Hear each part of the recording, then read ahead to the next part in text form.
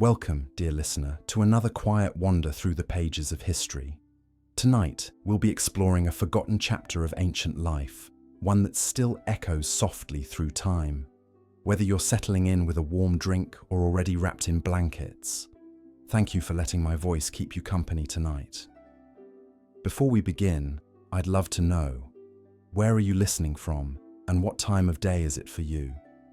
Are you hearing this as the sun rises? Or are you, like me, surrounded by the hush of nighttime? If the idea of gentle stories from long ago helps ease your mind, I'd be so grateful if you'd subscribe. There are many more journeys waiting for us just beyond the veil of sleep. In this era, when kings ruled by divine right and peasants lived at the mercy of their lords, mining was perhaps the most perilous occupation one could undertake. Yet for many, it represented the only path to something approaching prosperity, a chance to earn coin rather than scraping bare sustenance from unyielding soil. The irony was cruel and complete. In seeking to rise from poverty, these miners descended literally and figuratively into conditions that would challenge every fibre of their being. The medieval world was a tapestry woven from hardship, but even among the many threads of suffering, the lives of miners stood out in their particular darkness. These were men who traded sunlight for shadow, fresh air for suffocating depths, and the simple pleasure of seeing the sky for the constant companionship of stone walls that could become their tomb without warning. Let us follow one such soul into the depths, a man named Edmund whose weathered hands have known more coal dust than soil, whose eyes have grown accustomed to torchlight rather than the sun's warm glow. Edmund rises before dawn in his small cottage on the outskirts of a mining village in Derbyshire. The year is 1347, and the world above ground wrestles with war, plague, and political upheaval. But Edmund's concerns are more immediate and more visceral. He breaks his fast on a heel of dark bread and small beer, the same meal he has eaten for countless mornings. His wife, Margaret, presses a bundle containing his midday meal into his calloused hands. A bit more bread, perhaps a sliver of cheese if they have been fortunate, and always the small flask of ale that will be his only comfort in the depths. She does not speak of her fears, for what good would it do? Every kiss goodbye might be their last, every evening reunion, a small miracle. The walk to the mine takes Edmund through the village, past the homes of his fellow miners, past the small church where the priest offers prayers for their safety that seem to echo unheard in the morning air. Other men join him on this silent procession, their faces bearing the particular pallor of those who spend their days away from sunlight. Some cough already, the deep, rattling sound that speaks of lungs slowly surrendering to years of breathing stone dust and stale air. The mine entrance looms before them like the mouth of some ancient beast. Wooden supports frame the opening, but these timbers offer little reassurance. In an age when engineering was more art than science, when safety was a luxury few could afford, these supports represented hope more than security. The rope that will lower Edmund into the darkness is rough hemp, inspected by touch rather than any systematic method. One frayed strand, one weak point, could send a man plummeting to his death. But perhaps the most telling detail of Edmund's morning routine is what he does before entering that dark mouth. He removes his cap and crosses himself, murmuring a prayer to St. Barbara, the patron saint of miners. In a world where faith and superstition intertwined like the roots of ancient trees, these small rituals provided what little comfort could be found. St. Barbara, who according to legend was imprisoned in a tower by her father, seemed a fitting protector for men who would spend their days imprisoned by stone. The descent begins with the grinding of rope through wooden pulleys, a sound that has become as familiar as breathing to these men. Down they go, leaving behind the world of weather and seasons, of birdsong and wind through trees. The temperature drops noticeably as they descend, and the air grows thick and stale. The walls of the shaft, carved from living rock, seem to press closer with each foot of their descent. At the bottom, Edmund's real work begins. In the flickering light of oil lamps and tallow candles, he will spend the next 12 hours attacking the earth with tools that seem pitifully inadequate for the task. His pickaxe, while sharp, is small and light. The hammers and chisels at his disposal would be recognizable to a Roman miner from 1,000 years past. Progress is measured not in tons extracted, but in inches gained, in the slow, methodical chipping away at seams of coal or veins of precious metal. The work is backbreaking in the most literal sense. Miners often worked in spaces so cramped they could not stand upright, spending hour after hour bent double or lying on their sides to reach the coal face. Edmund's spine has developed a permanent curve from years of this posture, and his joints protest with every movement. The young men who enter the mines stand straight and move with easy grace. Those who have been mining for decades can be identified by their gait alone, the careful, measured steps of men whose bodies have been reshaped by their labor. But the physical demands of the work pale beside the constant, gnawing fear that accompanies every moment underground. The earth itself seems alive with malevolent intent. Strange sounds echo through the tunnels, the settling of rock, the drip of underground water, the creaking of wooden supports strained beyond their limits. Every sound might herald disaster. Every vibration could signal the beginning of a cave-in that would bury a man alive. The air Edmund breathes is a cocktail of dangers invisible to the naked eye. Coal dust floats constantly in the stagnant atmosphere, settling in his lungs with each breath. Over time, this dust will accumulate, turning his lungs black and hard, making each breath a struggle. The condition has no name in Edmund's time, but we know it as pneumoconiosis, the black lung disease that claimed the lives of countless miners.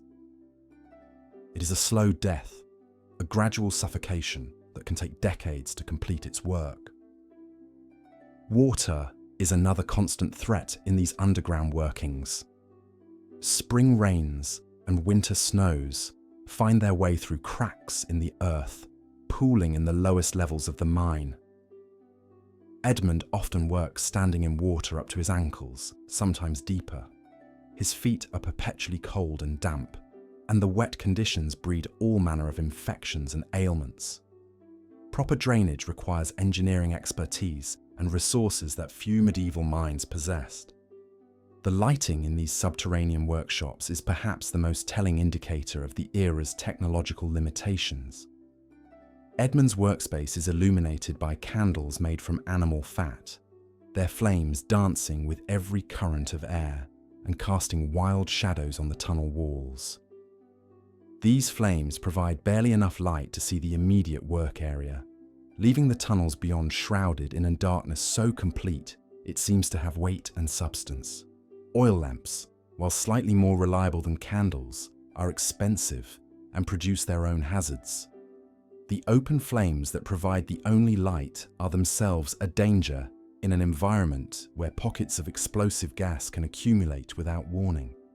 Methane, the product of decomposing organic matter, seeps from coal seams and collects in low-lying areas of the mine.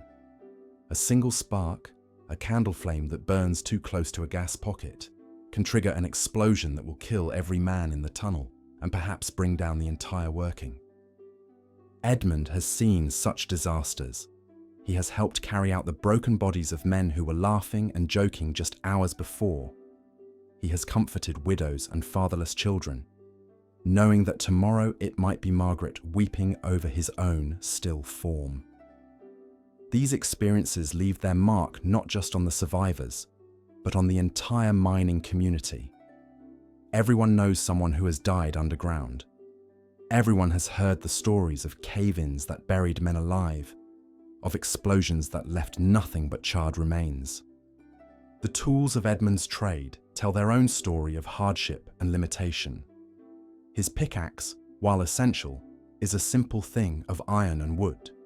The metal is soft by modern standards, requiring constant sharpening and frequent replacement.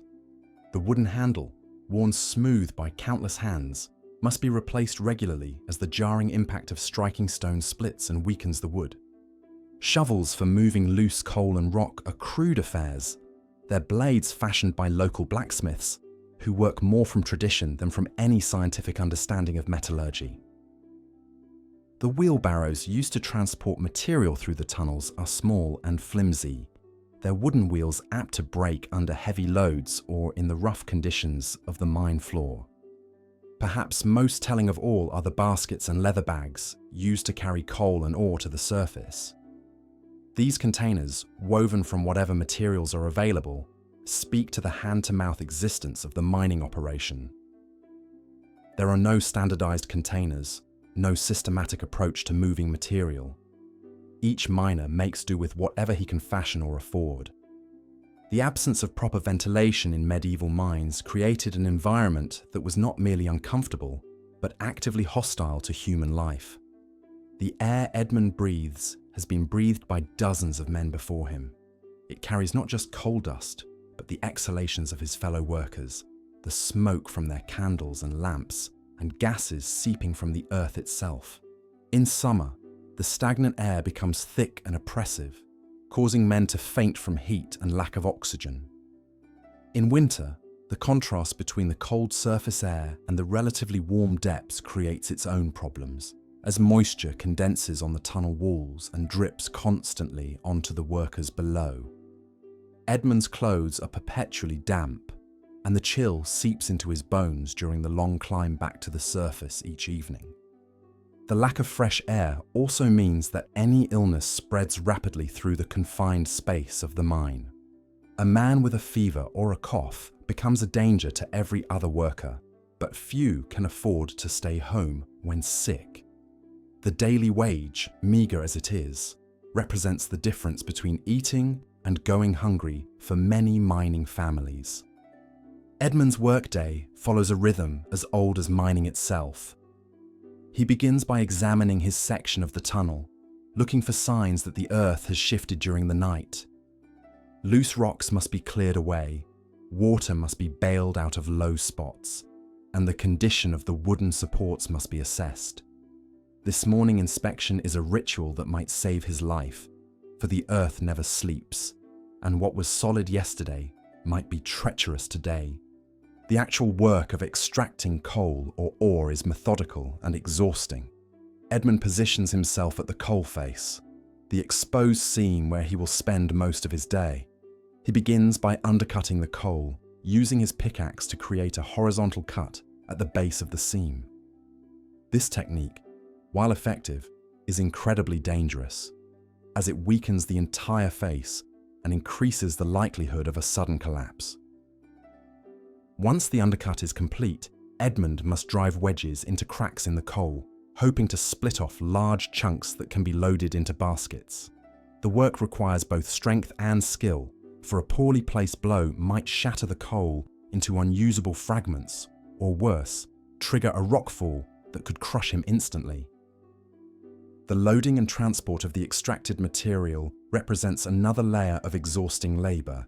The coal must be shoveled into baskets, carried through the narrow tunnels to a central collection point, and then loaded into larger containers for the journey to the surface.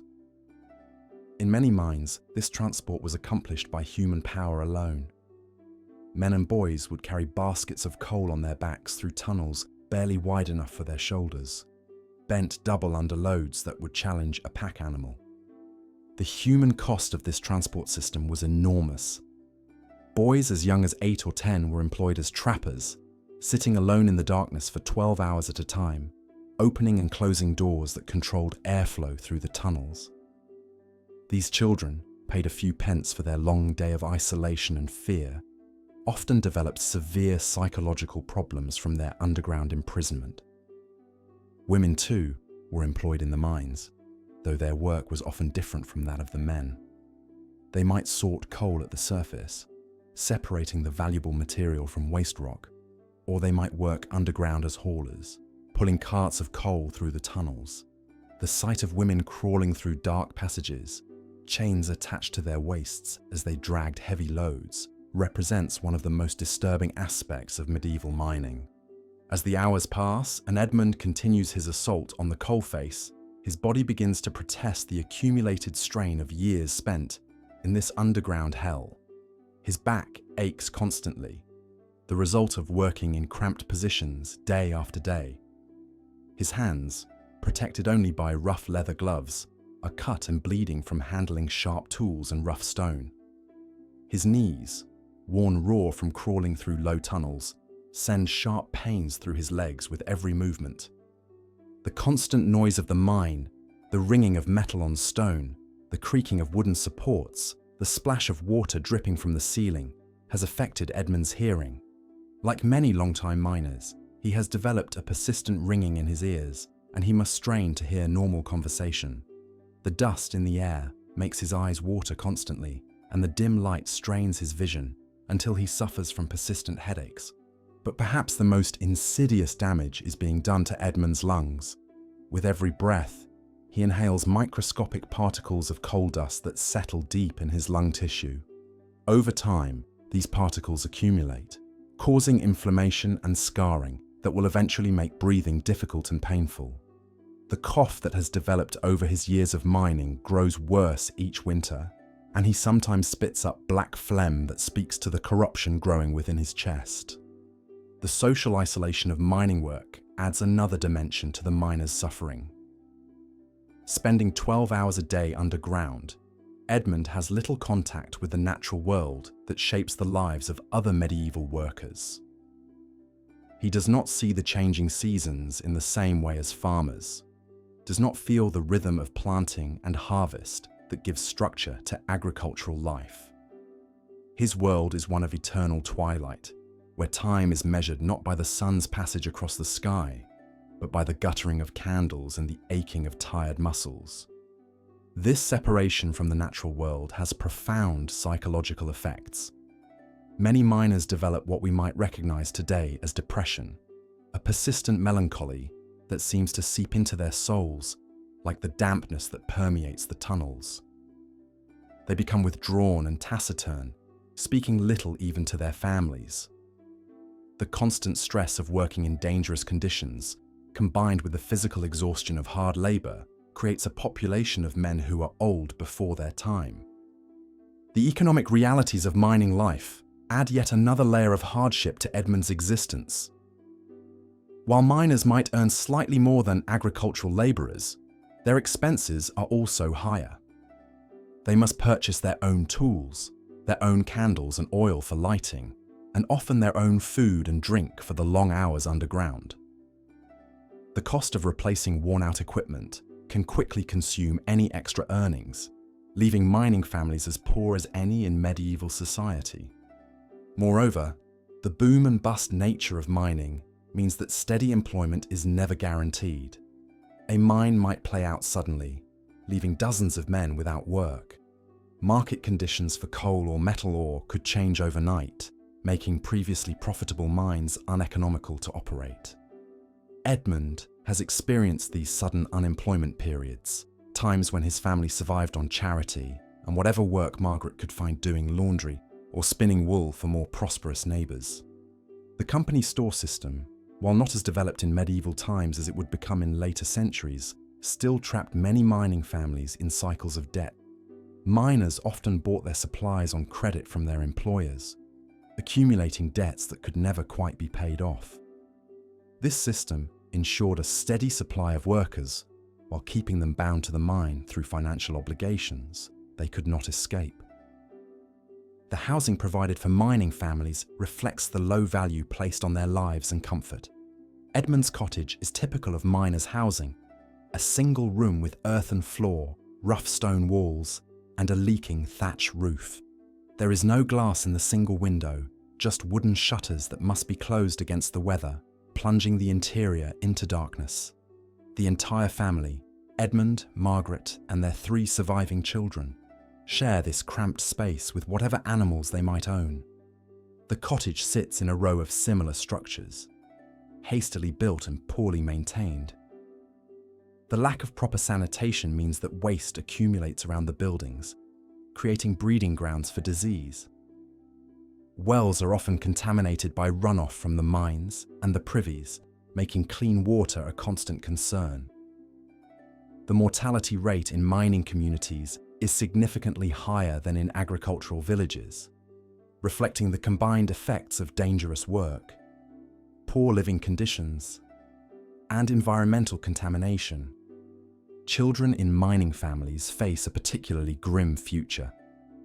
Boys know from an early age that they will likely follow their fathers into the mines, beginning as young as possible to supplement the family income.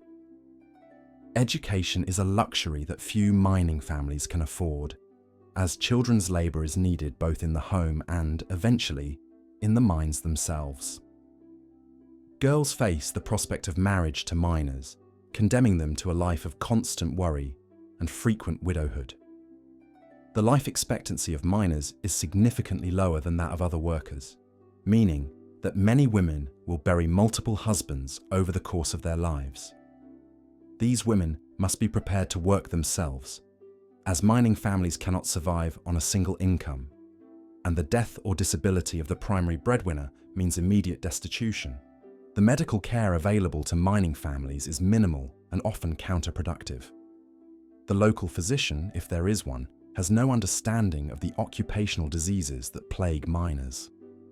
Edmund's persistent cough is attributed to bad humours, or miasma, from the underground air, and the prescribed treatments, bloodletting, purging, and various herbal concoctions, do nothing to address the underlying lung damage caused by coal dust inhalation. Injuries sustained in the mines are treated with whatever folk remedies are available. Broken bones are set without proper knowledge of anatomy, often healing crooked and causing permanent disability. Cuts and abrasions, constantly exposed to the dirty conditions of the mine, frequently become infected. Many miners bear the scars of accidents that would have been fatal without immediate medical attention that simply was not available. The psychological toll of mining work extends beyond the individual miners to their entire families. Children grow up knowing that their father might not return home each evening, creating an atmosphere of constant anxiety. Wives develop a particular form of stress-related illness, manifesting in sleeplessness, digestive problems, and what medieval medicine would call nervous disorders. The mining community develops its own culture of mutual support born from shared hardship. Miners look out for each other underground, sharing food and water, helping injured colleagues reach the surface, and maintaining the unspoken bonds that might mean the difference between life and death in an emergency. But this solidarity is born from desperation rather than choice, and it exists alongside competition for the best working areas and conflicts over pay and working conditions. As Edmund's workday finally draws to a close, the journey back to the surface begins. The climb up the rope or ladder to ground level is exhausting after 12 hours of hard labour, but it also represents a daily rebirth, a return to the world of light and air. The first breath of fresh air, the first glimpse of sky, brings a moment of relief that is quickly tempered by the knowledge that tomorrow will bring another descent into darkness. The evening routine in Edmund's cottage is simple and brief. Margaret helps him wash the coal dust from his hands and face with precious water carried from the village well. The black grime seems to have penetrated his very pores, and no amount of scrubbing can entirely remove the evidence of his underground labour. His fingernails are permanently black, his hair carries the scent of coal smoke, and his clothes are stained beyond any hope of cleaning. The evening meal, like the morning breakfast, is simple and meagre. A bowl of pottage made from whatever vegetables Margaret could grow in their small garden, perhaps supplemented with a bit of bacon if they have been fortunate. The family eats in relative silence, for Edmund is too exhausted for conversation, and the children have learned not to disturb their father's brief rest. Before sleep, Edmund often sits for a few minutes outside his cottage, breathing the clean evening air and looking up at stars that seem impossibly bright after a day in the underground darkness. These moments of peace are precious and brief, for dawn will come early and with it another day in the depths. Margaret watches her husband during these quiet interludes, noting how he has aged beyond his years, how his breathing has become laboured, how his shoulders have developed a permanent stoop from years of working in cramped conditions. The bedroom, such as it is, consists of a straw mattress shared by the entire family. Privacy is unknown in mining families, and Edmund's exhausted sleep is often interrupted by the coughing and movement of his children. His own cough has grown worse lately, and he tries to muffle it so as not to wake the others. But Margaret lies awake, listening to the laboured breathing that tells her Edmund's time may be running short.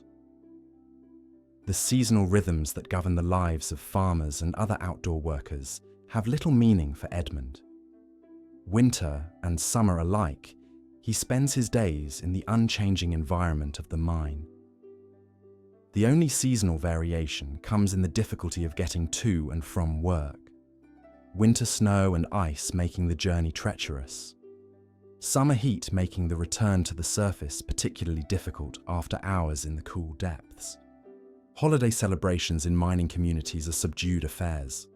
Christmas and Easter may bring a day off from work, but these respites are often overshadowed by the knowledge that lost wages mean even leaner meals in the days to come. The church offers spiritual comfort, but the priest's sermons about the nobility of hard work and the rewards of the afterlife ring hollow to men who face death daily for wages that barely sustain life.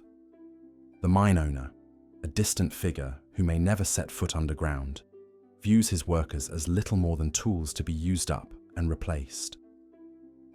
The concept of worker safety or occupational health is entirely foreign to medieval thinking.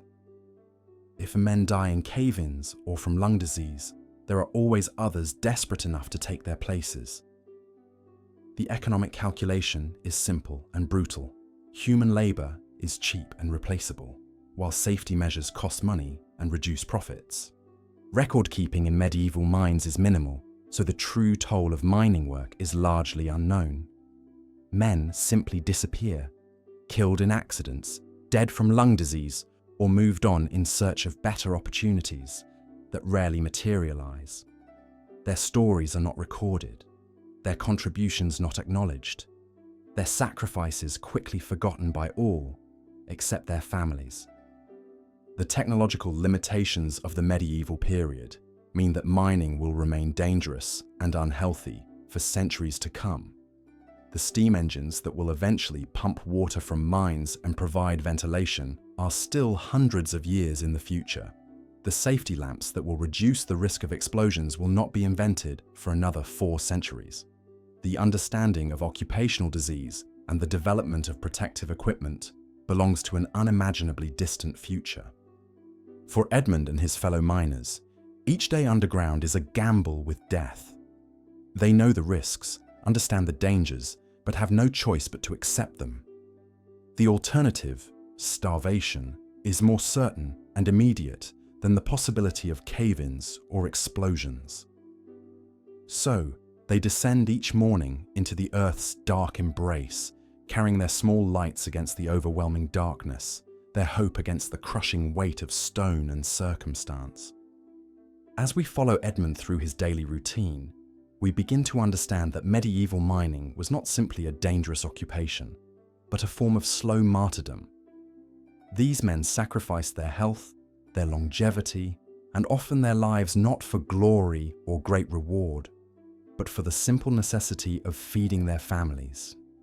They were the anonymous heroes of their age, whose labour provided the coal that heated homes and the metals that armed knights, yet whose names are lost to history. The darkness that claimed so much of their lives seems to have swallowed their stories as well, leaving us only fragments and shadows to reconstruct their experiences. But in understanding their hardships, we gain a deeper appreciation for the true cost of the medieval world's modest prosperity. Every piece of coal that warmed a noble's hall, every iron tool that worked a field, every silver coin that changed hands in market transactions represented not just commercial value, but human suffering on a scale that challenges our comprehension. Edmund's story, multiplied by thousands across medieval Europe, reminds us that progress often comes at a terrible price, paid not by those who benefit most, but by those who have no choice but to pay it.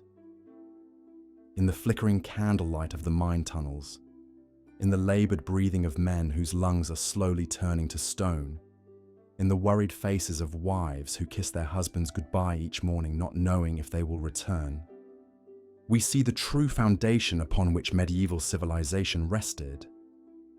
The earth itself seemed to hunger for these men, drawing them into its depths and slowly consuming them, leaving behind only the coal and ore that would fuel the fires and forge the tools of a world that rarely paused to consider the human cost of its modest comforts. As Edmund finally succumbs to sleep in his cramped cottage, his breathing labored and his body worn beyond his years, we can only marvel at the quiet heroism of ordinary people who faced extraordinary hardships with dignity and endurance that shames our own small complaints. Tomorrow will bring another descent into darkness, another day of wrestling with stone and shadow, another small victory in the endless battle between human need and the earth's reluctant generosity. The cycle will continue until Edmund's body finally surrenders to the accumulated damage of years underground, and another man will take his place at the coalface, carrying forward the ancient compact between desperation and determination that defines the miner's life. In this harsh world of stone and shadow, where life was measured not in years but in the depth of one's cough and the steadiness of one's hand, these forgotten men carved out not just coal and ore, but a legacy of endurance that echoes still in the dark places of human memory.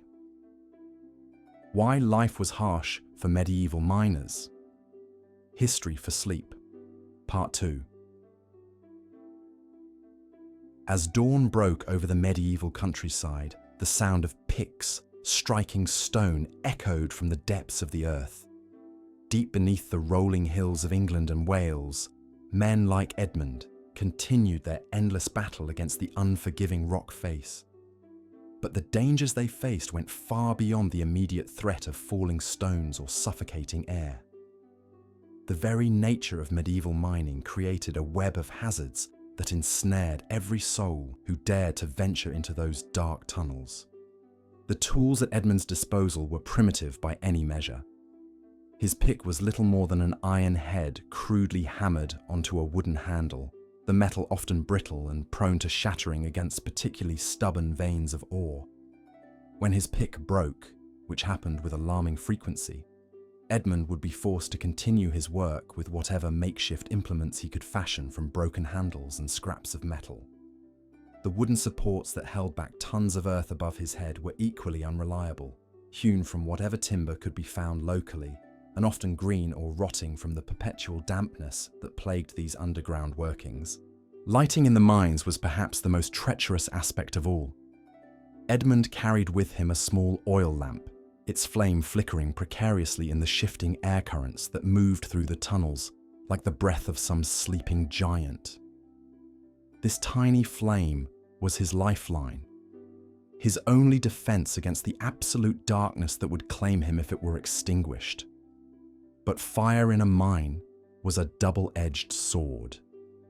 The very tool that allowed him to see his work also posed the constant threat of igniting the mysterious gases that seeped from the earth.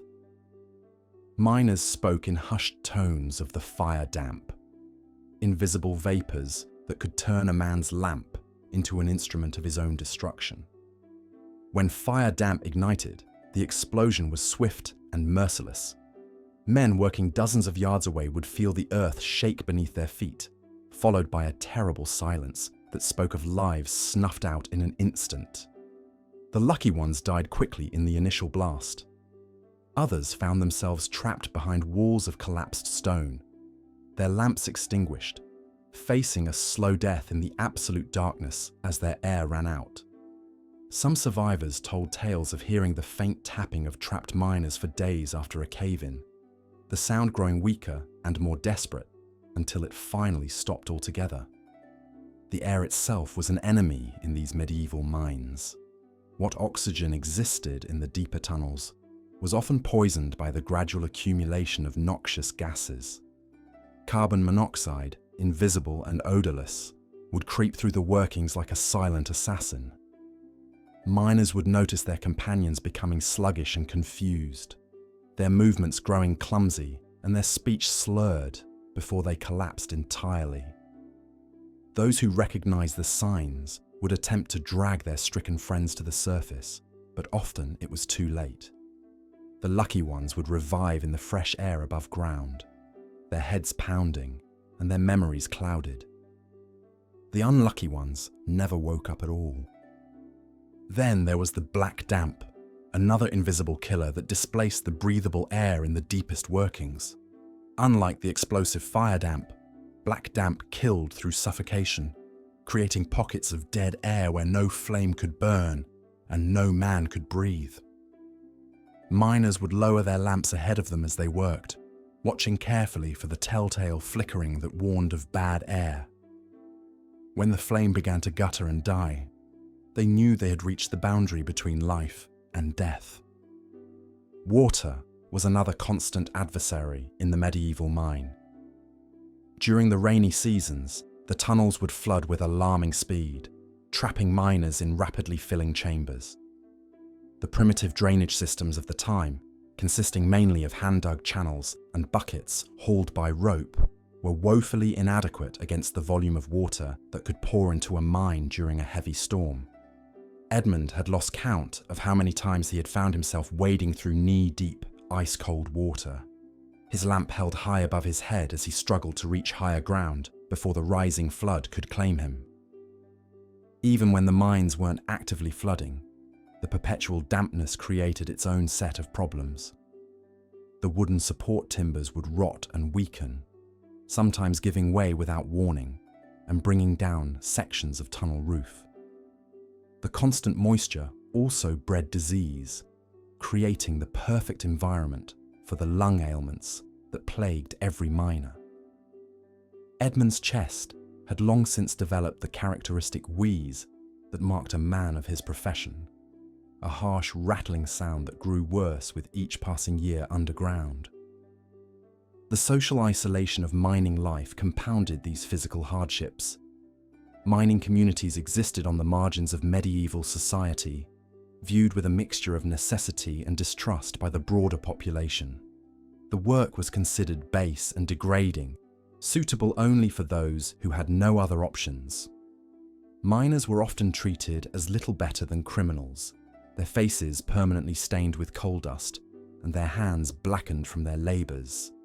When they emerged from the earth at the end of a long day, they carried with them the smell of the deep places, a mixture of damp stone, metal, and something else that seemed to seep into their very souls. The constant danger created a unique brotherhood among the miners, but it was a brotherhood forged in desperation rather than choice. They looked out for one another because they knew that their survival depended on it. When a man's lamp began to flicker, his companions would share their own light. When someone showed signs of succumbing to bad air, the others would drag him to safety even at the risk of their own lives.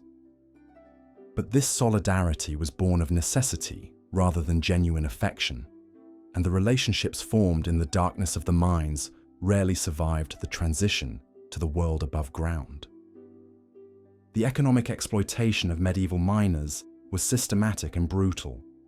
Most worked not as independent contractors, but as indentured labourers, bound to their employers by debts that seemed to grow larger rather than smaller with each passing year. The company stores that supplied food, tools, and other necessities charged inflated prices that ensured miners could never quite break even. Equipment failures and accidents were charged against the miner's account, as were the costs of any medical treatment they might require. A broken pick or a damaged cart could result in weeks of additional labour to pay off the debt. The physical toll of mining work aged men prematurely. Edmund, though only in his 30s, moved with the careful gait of someone much older. His back, permanently bent from years of working in low tunnels, ached constantly, His hands, scarred and calloused from handling rough stone and metal tools, had lost much of their sensitivity. His hearing, damaged by the constant din of picks against stone and the occasional explosion, required others to speak loudly for him to understand them clearly. But perhaps the cruelest aspect of medieval mining was how it affected the miners' families. Wives and children lived in constant fear, knowing that each day their husband or father descended into the earth might be the last time they saw him alive. Mining accidents were so common that they barely registered as news in the local communities. A cave-in that killed 3 or 4 men would be mourned briefly and then forgotten as the business of survival continued.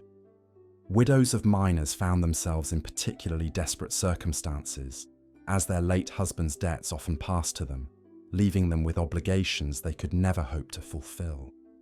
The children of mining families faced limited prospects.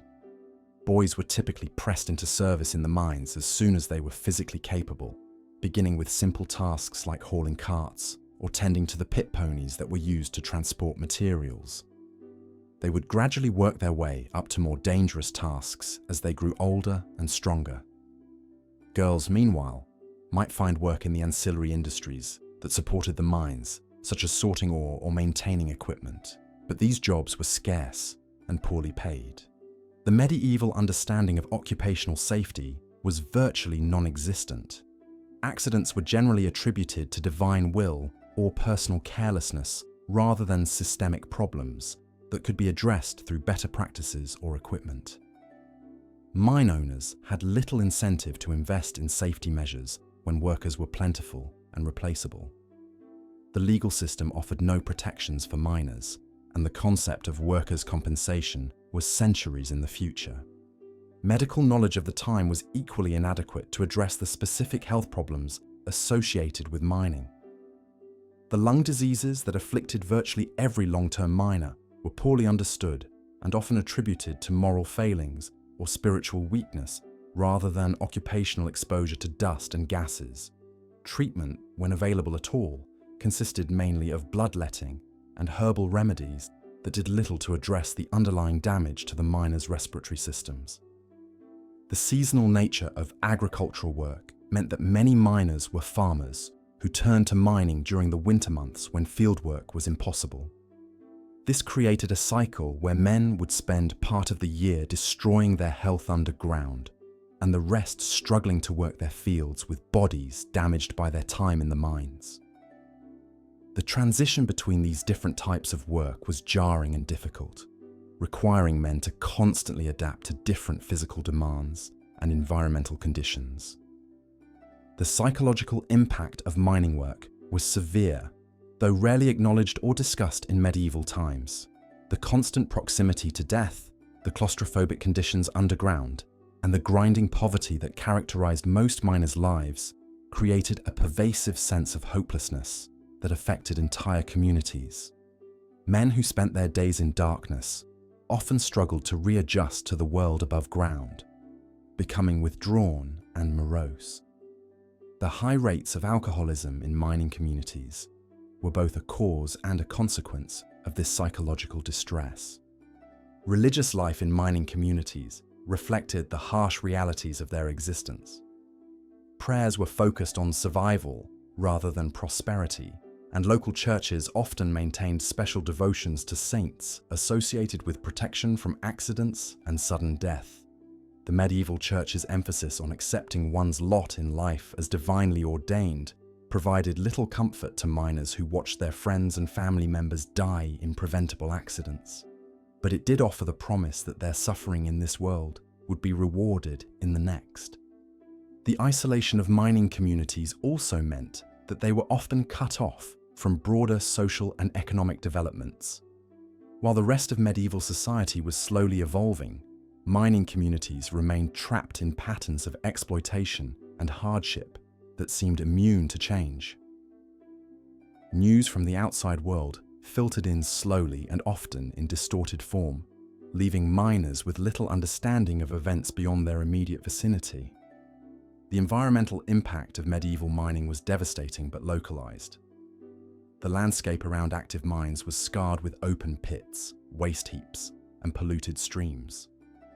The air quality in mining areas was poor, filled with dust and smoke that affected not only the miners themselves, but their families and neighbors. The water supply was often contaminated with runoff from mining operations, leading to additional health problems for the entire community. Despite all these hardships, mining continued to expand throughout the medieval period, driven by the growing demand for metals and coal. The human cost of this expansion was enormous, but it was a cost that society seemed willing to bear as long as it was borne primarily by the poorest and most vulnerable members of the population. The miners themselves had little choice but to continue their dangerous work, trapped by economic necessity and the lack of viable alternatives. The stories of individual miners like Edmund were rarely recorded, their lives and deaths noted only in the crude records kept by mine owners to track their workforce. But occasionally, fragments of their experiences survive in legal documents, church records, or the accounts of visitors to mining areas. These glimpses reveal lives of extraordinary hardship and remarkable resilience, of men who faced impossible odds with a determination that speaks to the fundamental human capacity for endurance. As we drift off to sleep in our comfortable beds, warmed by heating systems that pose no threat to our safety and breathing air that we take for granted as clean and safe, it's worth remembering Edmund and the countless men like him who paid such a terrible price for the metals and fuel that built medieval civilization. Their sacrifices were largely unrecognized in their own time, their suffering seen as simply the natural order of things. But their stories remind us of how far we have come and how much we owe to those who came before us, toiling in darkness so that we might live in the light. The medieval miner's tale is one of human endurance in the face of seemingly insurmountable odds, of communities bound together by shared hardship, and of the terrible cost of progress measured in human lives. As the night settles around us and we close our eyes, we can honor their memory by acknowledging their struggles and remembering that our modern comforts were built upon foundations laid by hands that never knew the luxury of safety or security. In their silent courage and stubborn persistence, we find a testament to the indomitable nature of the human spirit, even in the darkest and most dangerous of places.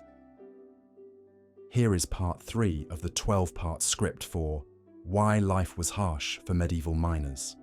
History for Sleep. As we've seen, the daily existence of medieval miners like Edmund was fraught with immediate physical dangers and health hazards, but their struggles extended far beyond the confines of the underground tunnels. The very communities these miners called home were shaped by the harsh realities of their profession, creating a cycle of hardship that touched every aspect of their lives. Picture the mining settlements that dotted the medieval landscape. These were not the picturesque villages we might imagine from fairy tales, but grimy, soot-covered clusters of ramshackle dwellings built around the gaping mouths of mine shafts. The air itself seemed permanently stained with coal dust, settling on everything like a fine black snow that never melted. Children grew up breathing this tainted atmosphere, their lungs darkening before they could even speak their first words. The miners' homes were modest affairs at best, often little more than single-room structures where entire families huddled together for warmth. The walls, built from whatever materials could be scrounged locally, offered little protection against the bitter winds that swept across the exposed mining sites. Windows were small and few, partly to conserve heat, but also because glass was a luxury far beyond most miners' means. Instead, oiled cloth or wooden shutters kept out the worst of the elements, though they also kept out much of the precious daylight. Inside these humble dwellings, the evidence of the miner's profession was everywhere. Coal dust clung to every surface, worked its way into clothing and bedding, and left its mark on the faces and hands of every family member. No amount of scrubbing could completely remove the black stains that seemed to seep into the very pores of the skin. The miners' wives spent countless hours trying to keep their homes clean, but it was a losing battle against the ever-present dust that drifted in from the nearby workings. The social structure of these mining communities reflected the broader inequalities of medieval society, but with its own particular harsh edges. At the bottom of the hierarchy were the ordinary miners, men like Edmund who descended into the earth each day with nothing but their strength and determination to sustain them. Above them were the skilled craftsmen who maintained the equipment and supervised the more dangerous operations. These men commanded slightly better wages and marginally safer working conditions, though they were still far from comfortable by any measure. At the top of the local social order were the mine owners and their agents, men who rarely if ever set foot underground, but who controlled every aspect of the miners' lives. These wealthy landowners lived in grand houses well away from the mining sites, their comfort built quite literally on the backs of the men who toiled in the darkness below. They viewed their workers as little more than expendable resources, easily replaced when injury or death claimed another victim. The economic relationship between miners and their employers was brutally simple and utterly one-sided. Miners were typically paid by the amount of coal or ore they extracted, a system that encouraged dangerous shortcuts and reckless speed. A cave-in that blocked a tunnel meant no pay for the miners who had been working that section, regardless of whether the collapse was due to their actions or simply the inherent instability of the workings. There were no compensation schemes for injured workers, no support for the widows and children of men killed in mining accidents. This economic vulnerability created a climate of fear that permeated every aspect of miners' lives. A man who complained too loudly about unsafe conditions might find himself blacklisted from work, unable to feed his family. Those who attempted to organize their fellow workers faced even harsher consequences. The authorities viewed any collective action by miners as a threat to the established order, and they were quick to use violence to suppress even the mildest protests. The isolation of mining communities made their situation even more precarious. Located far from major towns and cities, these settlements were cut off from the broader currents of medieval life. News travelled slowly, if at all, and the miners had little knowledge of events beyond their immediate surroundings. This isolation made it easier for mine owners to maintain their control, as workers had few alternatives and little understanding of conditions elsewhere. Trade was virtually non-existent in these communities, as the miners had little to offer beyond their labour and even less money to spend on goods from outside. Most families grew what food they could in small garden plots, supplementing their meagre diet with whatever they could forage from the surrounding countryside. Hunting was often forbidden, as the land typically belonged to the mine owners or local nobility, who jealously guarded their exclusive rights to the game. The children of miners faced a particularly bleak future. Education was virtually unknown in these communities, as there were no schools and no teachers willing to work in such remote and impoverished locations. Most children began working in the mines as soon as they were physically capable, starting with simple tasks like carrying water or tending to the ponies that hauled coal cars through the tunnels. By their teenage years, they would be working alongside their fathers in the deepest and most dangerous parts of the mines. For the daughters of miners, the options were even more limited. While they might avoid the immediate physical dangers of underground work, they faced a lifetime of domestic drudgery in the coal-stained hovels of the mining community. Marriage to another miner was often their only escape from their parents' home, but it merely meant trading one form of hardship for another. The cycle of poverty and suffering continued unbroken from one generation to the next. The health problems that plagued the miners extended to their families as well. The constant exposure to coal dust affected everyone in the community, not just those who worked underground. Respiratory ailments were common among the wives and children of miners, and the contaminated water supplies that served many mining settlements contributed to outbreaks of disease. Medical care was virtually non-existent, as few physicians were willing to serve such remote and impoverished communities. When illness struck a mining family, it often meant financial disaster as well as physical suffering. A miner who could not work earned no wages, and there were no sick benefits or medical insurance to fall back on. Families might be forced to send even younger children into the mines to make up for lost income, perpetuating the cycle of exploitation and endangering another generation. The women of mining communities bore an especially heavy burden. In addition to managing their households under the most difficult conditions, they often took on additional work to supplement their families' meager incomes. Some found employment in the surface operations of the mines, sorting coal or operating simple machinery. Others took in washing from the families of mine supervisors, or attempted to grow extra vegetables to sell to their neighbours. The constant worry about their husbands' and sons' safety added another layer of stress to these women's lives. Every day brought the possibility that their men might not return from the depths, that an accident or cave-in might suddenly leave them widowed and destitute. The sound of the mine's warning bell, used to signal emergencies, could stop the heart of every woman in the settlement. Religious faith provided some comfort to these suffering communities, though even their spiritual lives were marked by the harsh realities of their existence. The local churches, where they existed at all, were often humble structures, built from the same rough materials as the miners' homes. Services were conducted by traveling priests or local men with little formal training, and the message they preached was typically one of acceptance and resignation rather than hope for improvement in this life. The promise of reward in the afterlife for those who endured suffering patiently was a central theme in the religious instruction offered to mining communities. While this may have provided some psychological comfort, it also served to reinforce the social order that kept the miners in their subjugated position. The wealthy mine owners were portrayed as part of God's plan, and resistance to their authority was characterized as sinful rebellion against divine will. Yet even in these desperate circumstances, there were occasional glimmers of human solidarity and mutual support. Miners who had experienced the same dangers and hardships developed strong bonds of brotherhood, sharing what little they had with families struck by tragedy.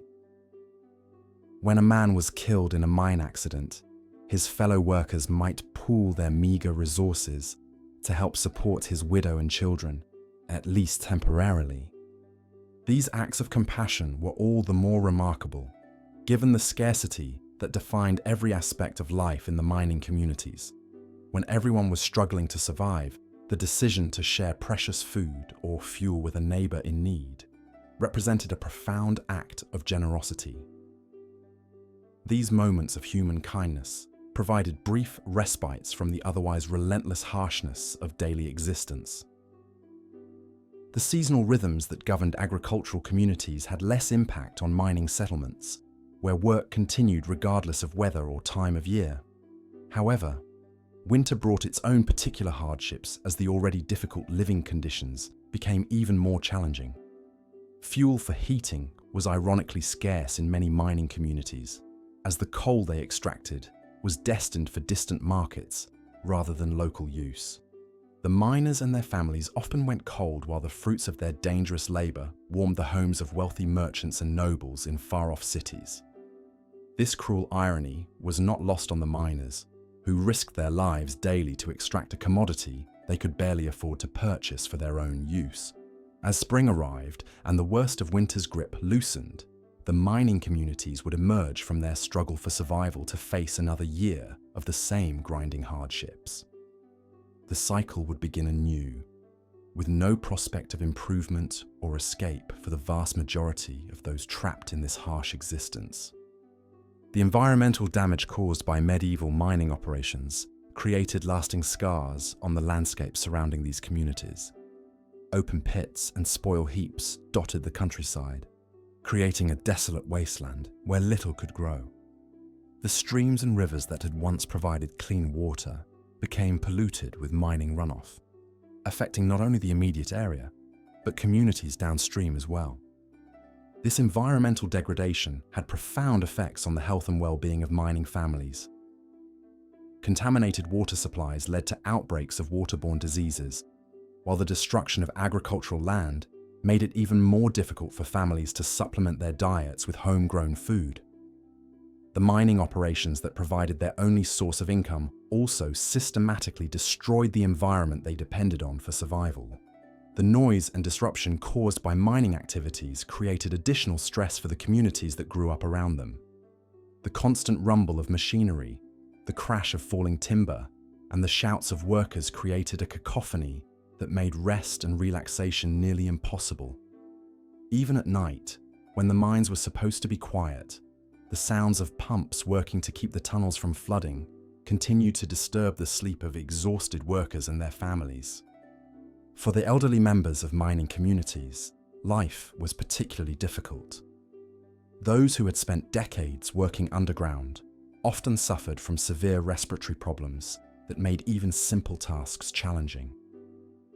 With no pension systems or social support, these aging miners were entirely dependent on their families for survival.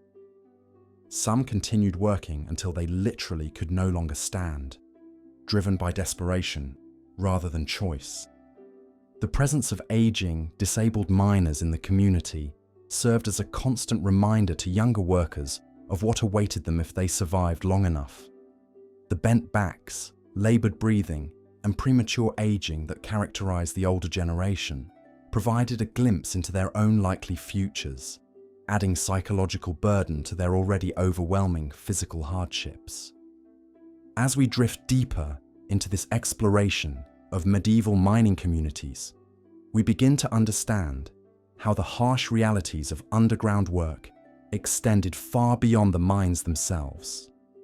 The entire social fabric of these settlements was shaped by the dangerous and demanding nature of the work that sustained them. From the coal-stained homes where families struggled to survive, to the environmental devastation that surrounded them, every aspect of life bore the mark of the mining industry's brutal demands. The stories of these communities remind us that the costs of medieval mining were not borne solely by the men who descended into the earth each day. Entire families, entire settlements were caught in the web of hardship and exploitation that characterized this essential but dangerous industry. The coal and metals they extracted helped build medieval civilization, but the human price paid for these resources was enormous and largely hidden from those who benefited from their labors. Medieval miners faced extraordinary perils that would terrify even the bravest souls today. In the flickering candlelight of a 14th century iron mine in the Welsh mountains, a miner named Garrett paused to catch his breath, his lungs burning from the acrid smoke that perpetually filled the narrow tunnels. The simple act of breathing had become a luxury that many of his fellow miners could no longer afford. The underground world of medieval mining was a realm where death lurked around every corner, manifesting in forms both sudden and slow. Cave-ins struck without warning, triggered by the primitive wooden supports that groaned under immense pressure. These crude timber frameworks, hastily erected with whatever materials could be scavenged, offered little more than psychological comfort to the men working beneath tons of unstable rock and earth. Explosions from igniting gases turned mines into underground infernos in an instant. Miners working by the light of oil lamps and open flames had no understanding of the invisible methane and other combustible gases that seeped from the earth around them. A single spark could transform a workplace into a tomb, with flames racing through tunnels faster than any man could run. The lucky ones died quickly. Others faced the horror of being trapped behind walls of fire and smoke, their cries echoing through the darkness until they fell silent forever. The very air that miners breathed was poison. In the depths of coal mines, toxic fumes accumulated in pockets that could kill a man in minutes. Hydrogen sulfide, carbon monoxide, and other deadly gases were invisible killers that claimed lives without warning. Miners developed crude methods of detection, sometimes lowering candles into suspected areas to test for dangerous gases, but these techniques were unreliable at best. Many miners simply held their breath and hoped for the best as they ventured into unknown sections of the mine. Water was another constant enemy. Medieval miners had no effective pumping systems, relying instead on primitive bucket chains and human labor to remove the water that perpetually seeped into their workings. Flooding could occur suddenly, trapping miners in rising water with no means of escape. The dampness also contributed to the collapse of already unstable tunnel walls, creating a cascade of dangers that compounded with each passing day. The tools available to medieval miners were woefully inadequate for the monumental task before them. Iron picks and wooden shovels were the primary instruments of excavation, requiring immense physical effort to break through rock and ore. The constant striking of metal against stone sent shockwaves through miners' arms and shoulders, leading to permanent joint damage and chronic pain. Wheelbarrows and crude sledges were used to transport materials, but the narrow, uneven tunnels made this back-breaking work even more treacherous. Lighting in the mines was perhaps the most dangerous necessity of all. Oil lamps and tallow candles provided the only illumination, but these open flames were a constant fire hazard in an environment filled with combustible materials and gases. The dim, flickering light created deep shadows that concealed hazards and made navigation treacherous. Miners often worked in near-total darkness to conserve precious fuel, feeling their way through tunnels by touch alone. The physical toll of mining extended far beyond immediate injuries. Coal dust accumulated in miners' lungs over years of exposure, leading to a condition known today as pneumoconiosis, or black lung disease. Medieval miners called it the miner's curse, a slow suffocation that gradually robbed them of their ability to breathe. They would develop persistent coughs that brought up black phlegm, their breathing becoming increasingly labored until even simple tasks became impossible. Iron and lead mining presented their own unique health hazards. Lead poisoning was common among miners working in lead deposits, causing symptoms ranging from abdominal pain and cognitive impairment to eventual death. The miners had no understanding of these invisible toxins, attributing their declining health to bad air or curses rather than the very materials they were extracting. The cramped working conditions in medieval mines would be considered inhumane by any modern standard. Tunnels were often so narrow that miners had to work on their hands and knees for hours at a time. The constant stooping and crawling led to severe spinal deformities and joint problems that marked miners as a distinct class of workers. Many developed a characteristic hunched posture that they retained even above ground, their bodies permanently shaped by their underground labors. Psychological stress was an overlooked but significant factor in miners' lives. The constant fear of death, combined with the claustrophobic conditions and social isolation from the outside world, took a heavy toll on mental health. Many miners developed what we might now recognize as anxiety disorders or depression, though these conditions were not understood or treated in medieval times. The darkness and confinement drove some to madness, creating additional dangers for their fellow workers.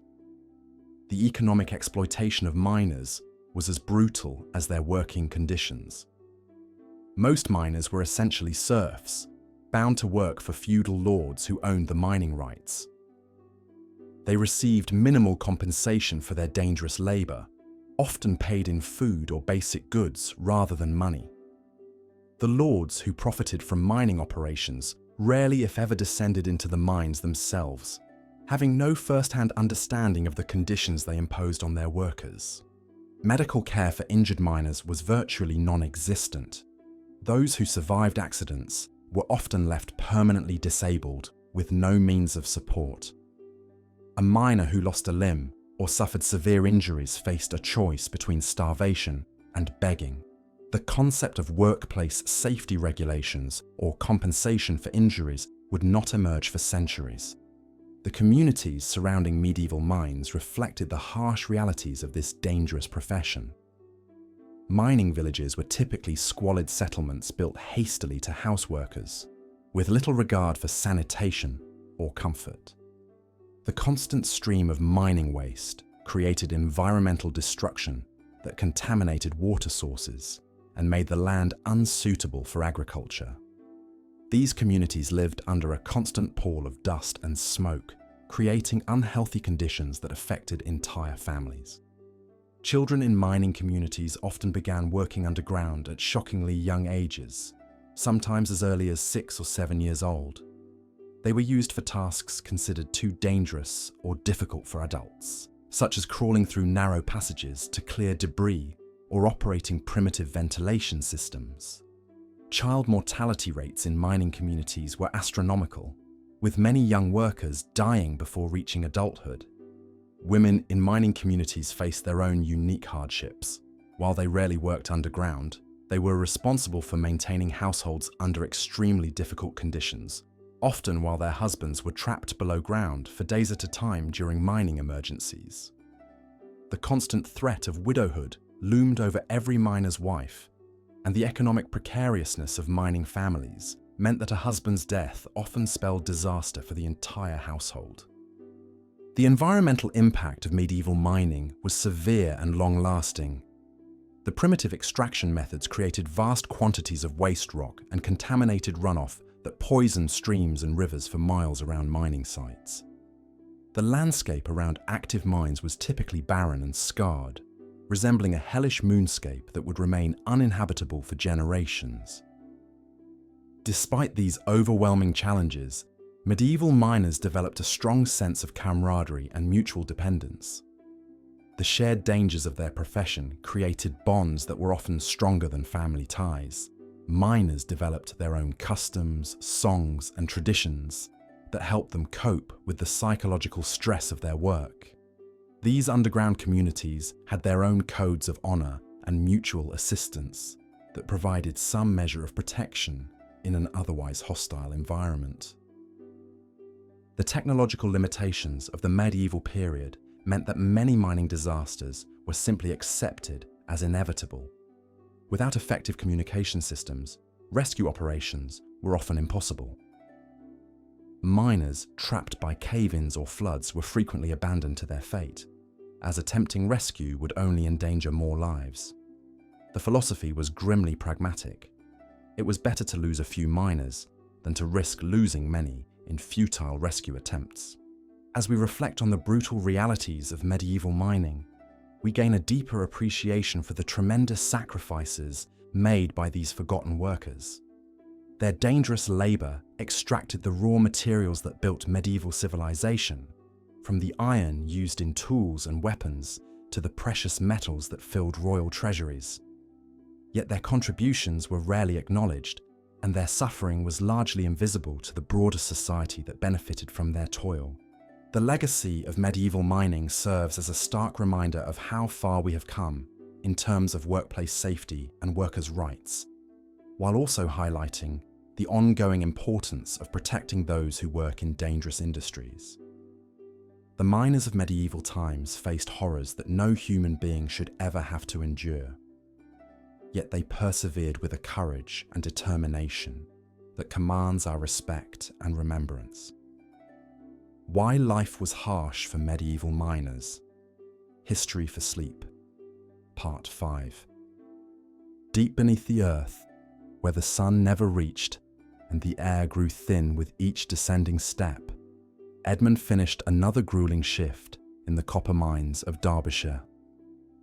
His lungs burned with each laboured breath, and the persistent cough that had plagued him for months echoed through the narrow tunnel as he made his way toward the surface.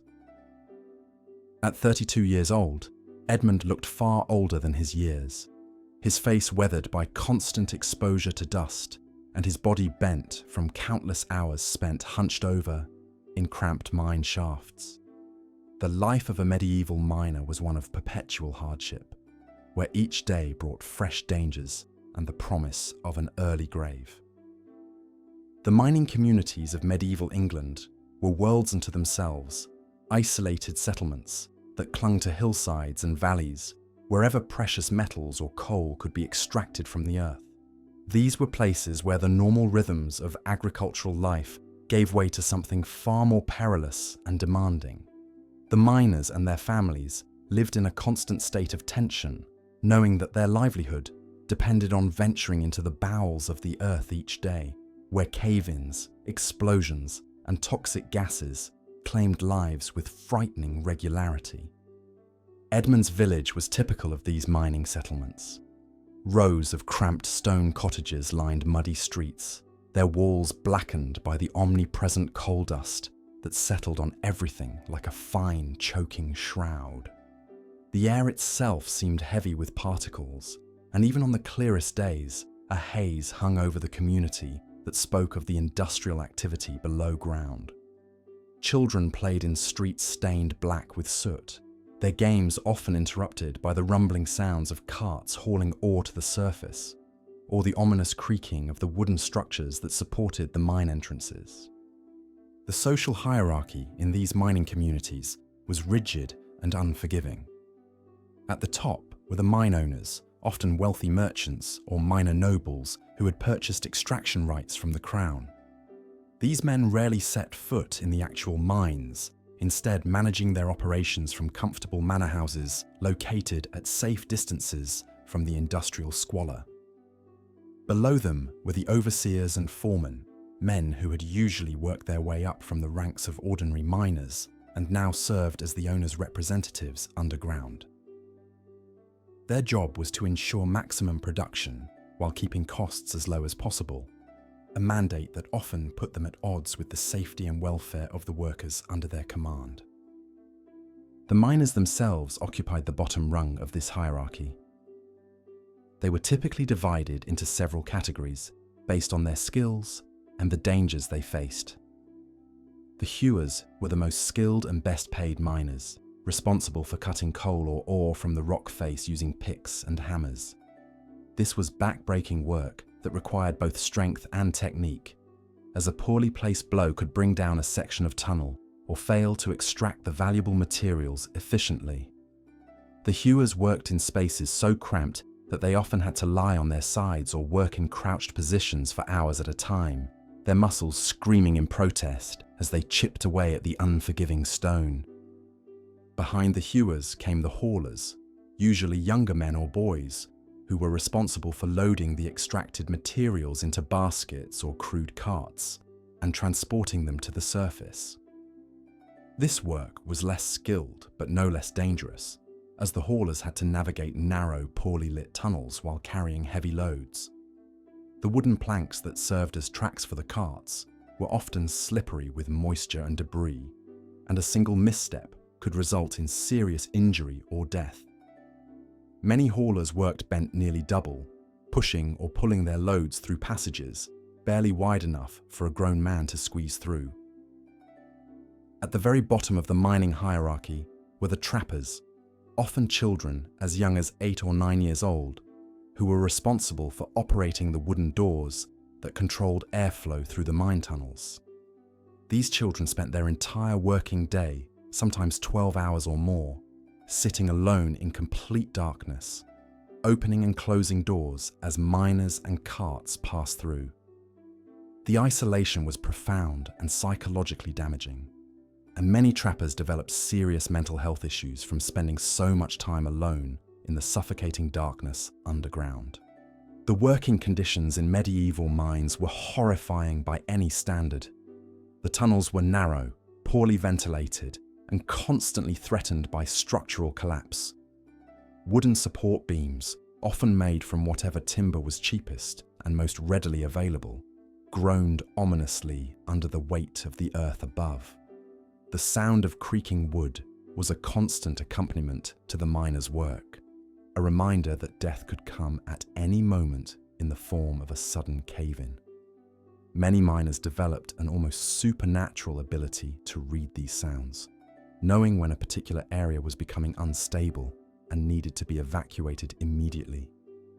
Ventilation was perhaps the most critical and least addressed problem in medieval mining operations. The deeper the mines went, the more difficult it became to maintain adequate airflow.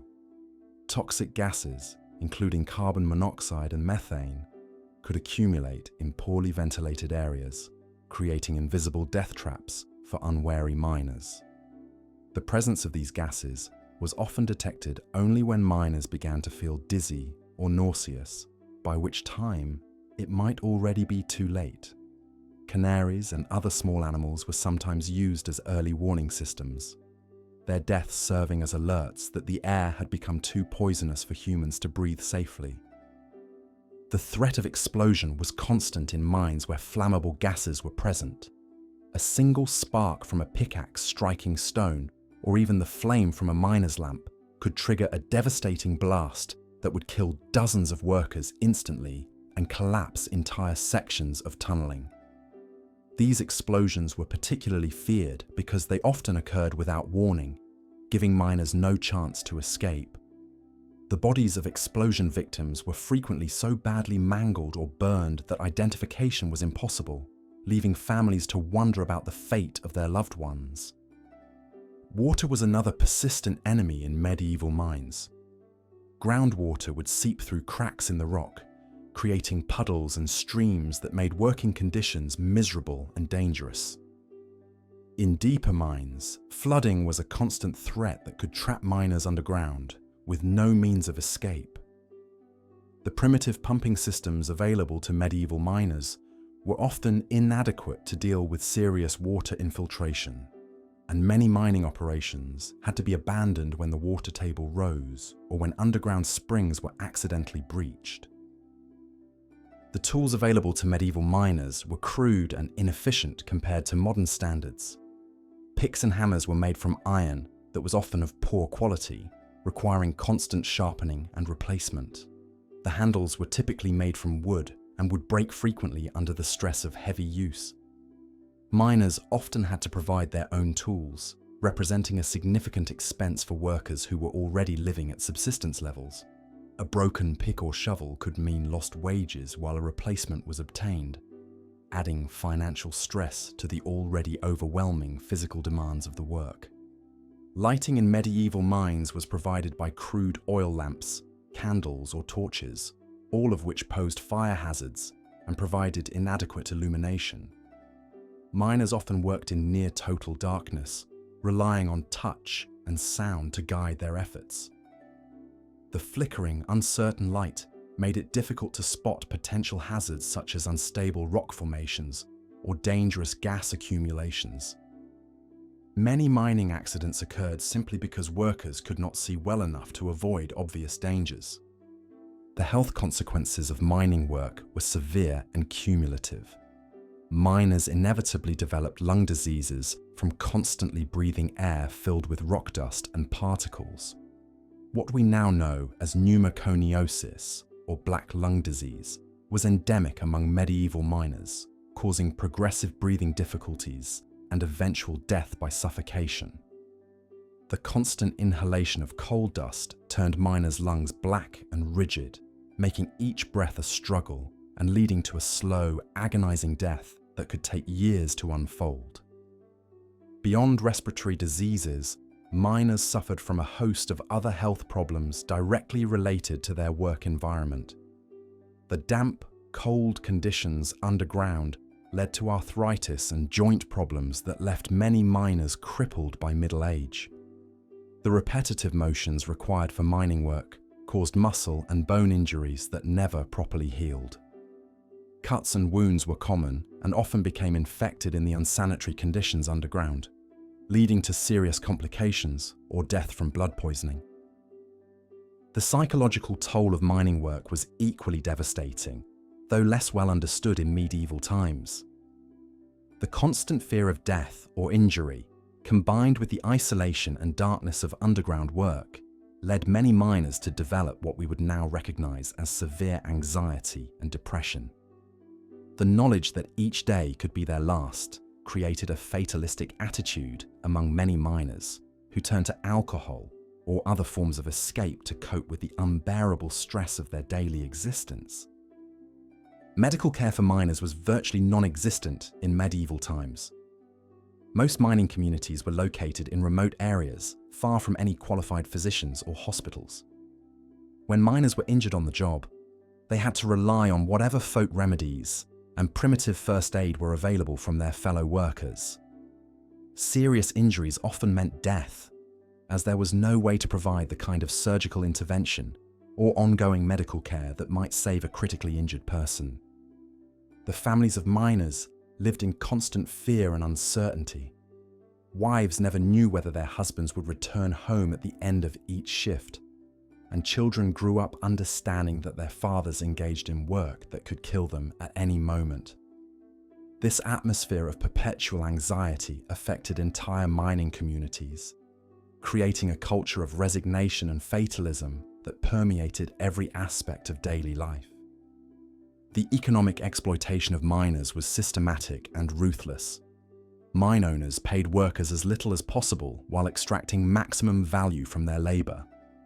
Wages were often paid in company scrip rather than actual money, forcing miners to purchase necessities from company stores at inflated prices.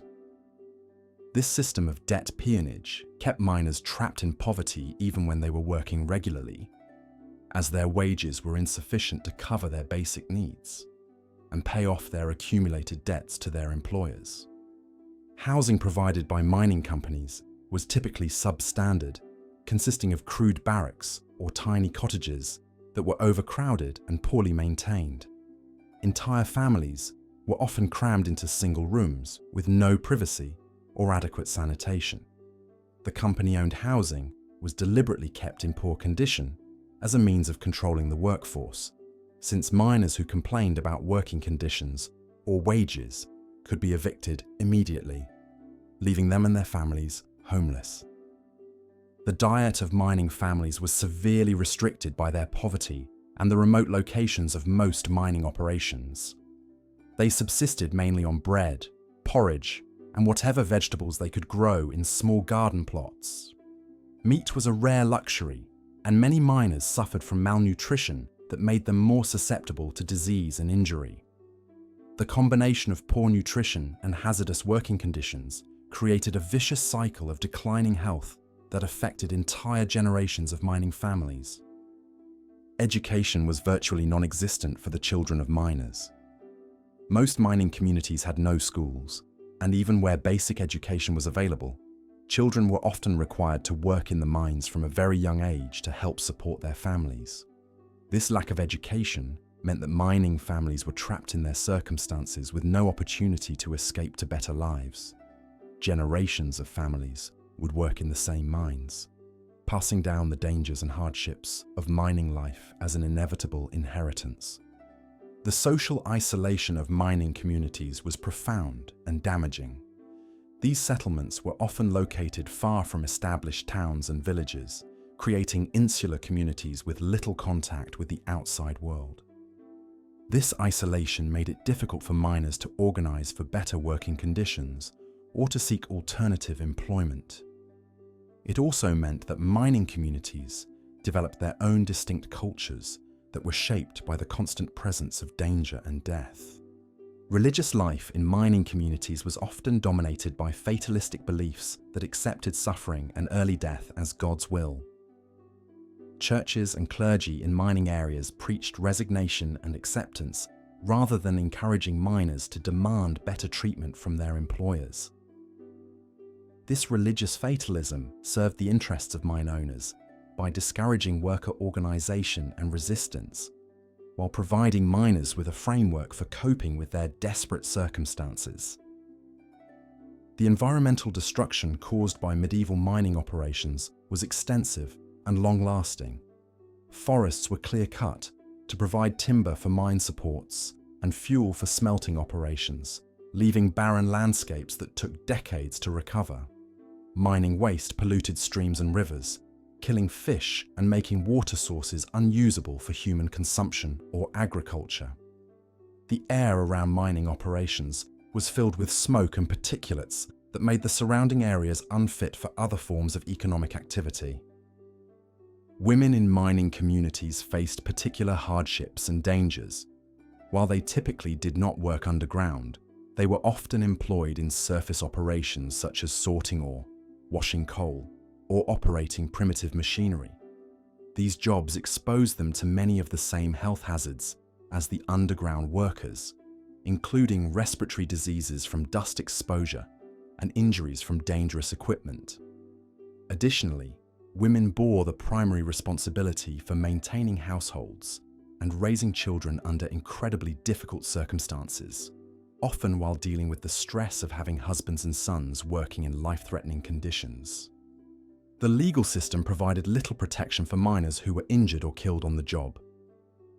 Workers had no recourse against employers who failed to provide safe working conditions, and families of miners killed in accidents received no compensation for their losses. The law generally favored property owners over workers, and miners who attempted to organize for better conditions could face criminal prosecution or violent suppression by authorities acting on behalf of mine owners. Child labor was endemic in medieval mining operations, with children as young as 6 or 7 years old being put to work in various capacities. Besides serving as trappers, children were used to sort ore, carry tools, and perform other tasks that took advantage of their small size and low wage requirements. The physical and psychological damage inflicted on these child workers was severe and permanent, stunting their growth and development, while exposing them to all the hazards of the mining environment. The technology available to medieval miners was primitive and dangerous. Wooden machinery was prone to failure, often with catastrophic results for workers who were operating or standing near it when it broke. The lack of safety features meant that workers were constantly exposed to moving parts, heavy loads, and unstable structures that could cause serious injury or death with little warning. Improvements in mining technology were slow to develop and even slower to be implemented, as mine owners were reluctant to invest in expensive equipment when cheap labor was readily available. Despite all these hardships, mining communities developed strong bonds of mutual support and solidarity. Miners looked out for one another underground, sharing knowledge about dangerous conditions and helping injured co-workers reach safety. Families in mining communities often shared resources and supported one another through times of particular hardship, creating networks of mutual aid that helped people survive in circumstances that would otherwise have been impossible to endure. The cultural legacy of medieval mining communities was complex and enduring. These communities developed their own folk traditions, songs, and stories that reflected the unique challenges and experiences of mining life. Many of these cultural elements survived long after the original mining operations had closed, influencing regional cultures and identities for generations. The solidarity and mutual support that characterized mining communities also contributed to the later development of labor movements and workers' rights organizations. As we consider the lives of medieval miners like Edmund, we must remember that these were not abstract historical figures, but real people who faced unimaginable hardships with courage and determination. Their suffering was not inevitable or natural, but was the result of economic and social systems that prioritized profit over human welfare. The stories of these miners and their families remind us of the importance of protecting workers' rights and ensuring that economic progress does not come at the expense of human dignity and safety. The legacy of medieval mining extends far beyond the extraction of coal and precious metals. It shaped entire regions, influenced the development of technology and industry, and created cultural traditions that persist to this day. But perhaps most importantly, it provides us with sobering lessons about the costs of unchecked economic exploitation and the resilience of human communities in the face of overwhelming adversity. As we drift off to sleep in our comfortable modern world, we might spare a thought for miners like Edmund, whose labors in the darkness helped build the foundations of our industrial civilization, and whose struggles remind us of how far we have come in protecting the dignity and welfare of working people. The medieval mining industry was a world unto itself, one defined by unimaginable hardship constant danger, and the relentless pursuit of precious metals and minerals that fueled the medieval economy. To understand the true brutality of a miner's existence, we must venture into their dark subterranean realm, where death lurked around every corner and survival was never guaranteed. Picture, if you will, a typical mining operation in the 14th century England. The entrance to the mine yawns before you like the mouth of some primordial beast, its depths shrouded in perpetual darkness. The air that emerges carries with it the acrid smell of sulfur, the dampness of underground rivers, and something else. Something that makes your stomach turn. It is the smell of fear, of sweat, of men who know they may never see daylight again. The miners themselves were a hardy breed, weathered by years of back-breaking labour in conditions that would horrify modern workers. Their faces, permanently stained with coal dust and grime, bore the marks of countless injuries. Missing fingers were common, lost to cave-ins or the crude tools they wielded. Their lungs, blackened by years of breathing in toxic particles, wheezed with every breath. Many developed what they called the black spit, a telltale sign of the lung disease that would eventually claim their lives. The working conditions inside these medieval mines defied comprehension. Tunnels barely wide enough for a man to crawl through snaked deep into the earth, following veins of ore wherever they might lead. The ceiling, often no more than roughly hewn timber and prayer, groaned ominously under the weight of thousands of tons of rock above. Water seeped constantly through the walls, creating treacherous pools and making every surface slippery with mud. Lighting was provided by flickering candles or oil lamps, their feeble glow creating dancing shadows that played tricks on the mind. These same flames posed a constant threat in mines where explosive gases accumulated, invisible and odorless, until the moment they claimed another victim in a fiery blast that could collapse entire sections of the workings. The tools available to these medieval miners were primitive in the extreme. Armed with little more than picks, shovels and hammers, they chipped away at solid rock face by agonizing face. The sound of metal striking stone echoed endlessly through the tunnels, a rhythmic percussion that marked the slow, methodical extraction of ore. When harder rock was encountered, they would build fires against the stone face, heating it until it cracked, then dousing it with cold water to shatter it further. This dangerous technique filled the already toxic air with smoke and steam, making breathing even more difficult. Hauling the extracted ore to the surface was a Herculean task in itself. Heavy wooden buckets, loaded with rocks and dirt, had to be dragged through narrow passages, up steep inclines, and through flooded sections. The miners who performed this backbreaking work, known as haulers, often worked in teams. Their bodies bent double as they struggled with loads that would challenge modern machinery. The constant threat of flooding loomed over every mining operation. Underground streams could burst through weakened walls without warning, sending torrents of water rushing through the tunnels. Many miners drowned in these sudden deluges, their bodies swept away by the current and never recovered. Those who survived such incidents often found themselves trapped for days, slowly dying of thirst and starvation in pockets of air that grew smaller with each passing hour. Cave-ins were perhaps the most feared hazard of all. The medieval understanding of engineering and structural support was rudimentary at best, and mine shafts were often inadequately braced. The weight of the earth above was a constant enemy, pressing down relentlessly, seeking any weakness in the supports. When timbers finally gave way, the collapse was instantaneous and merciless. Miners caught in such disasters were either crushed immediately or trapped in small spaces, slowly suffocating as their air supply dwindled. The social structure within mining communities reflected the broader inequalities of medieval society, but with its own unique brutalities. At the bottom of the hierarchy were the common miners, men who owned nothing but their own labour, and were paid a pittance for risking their lives daily.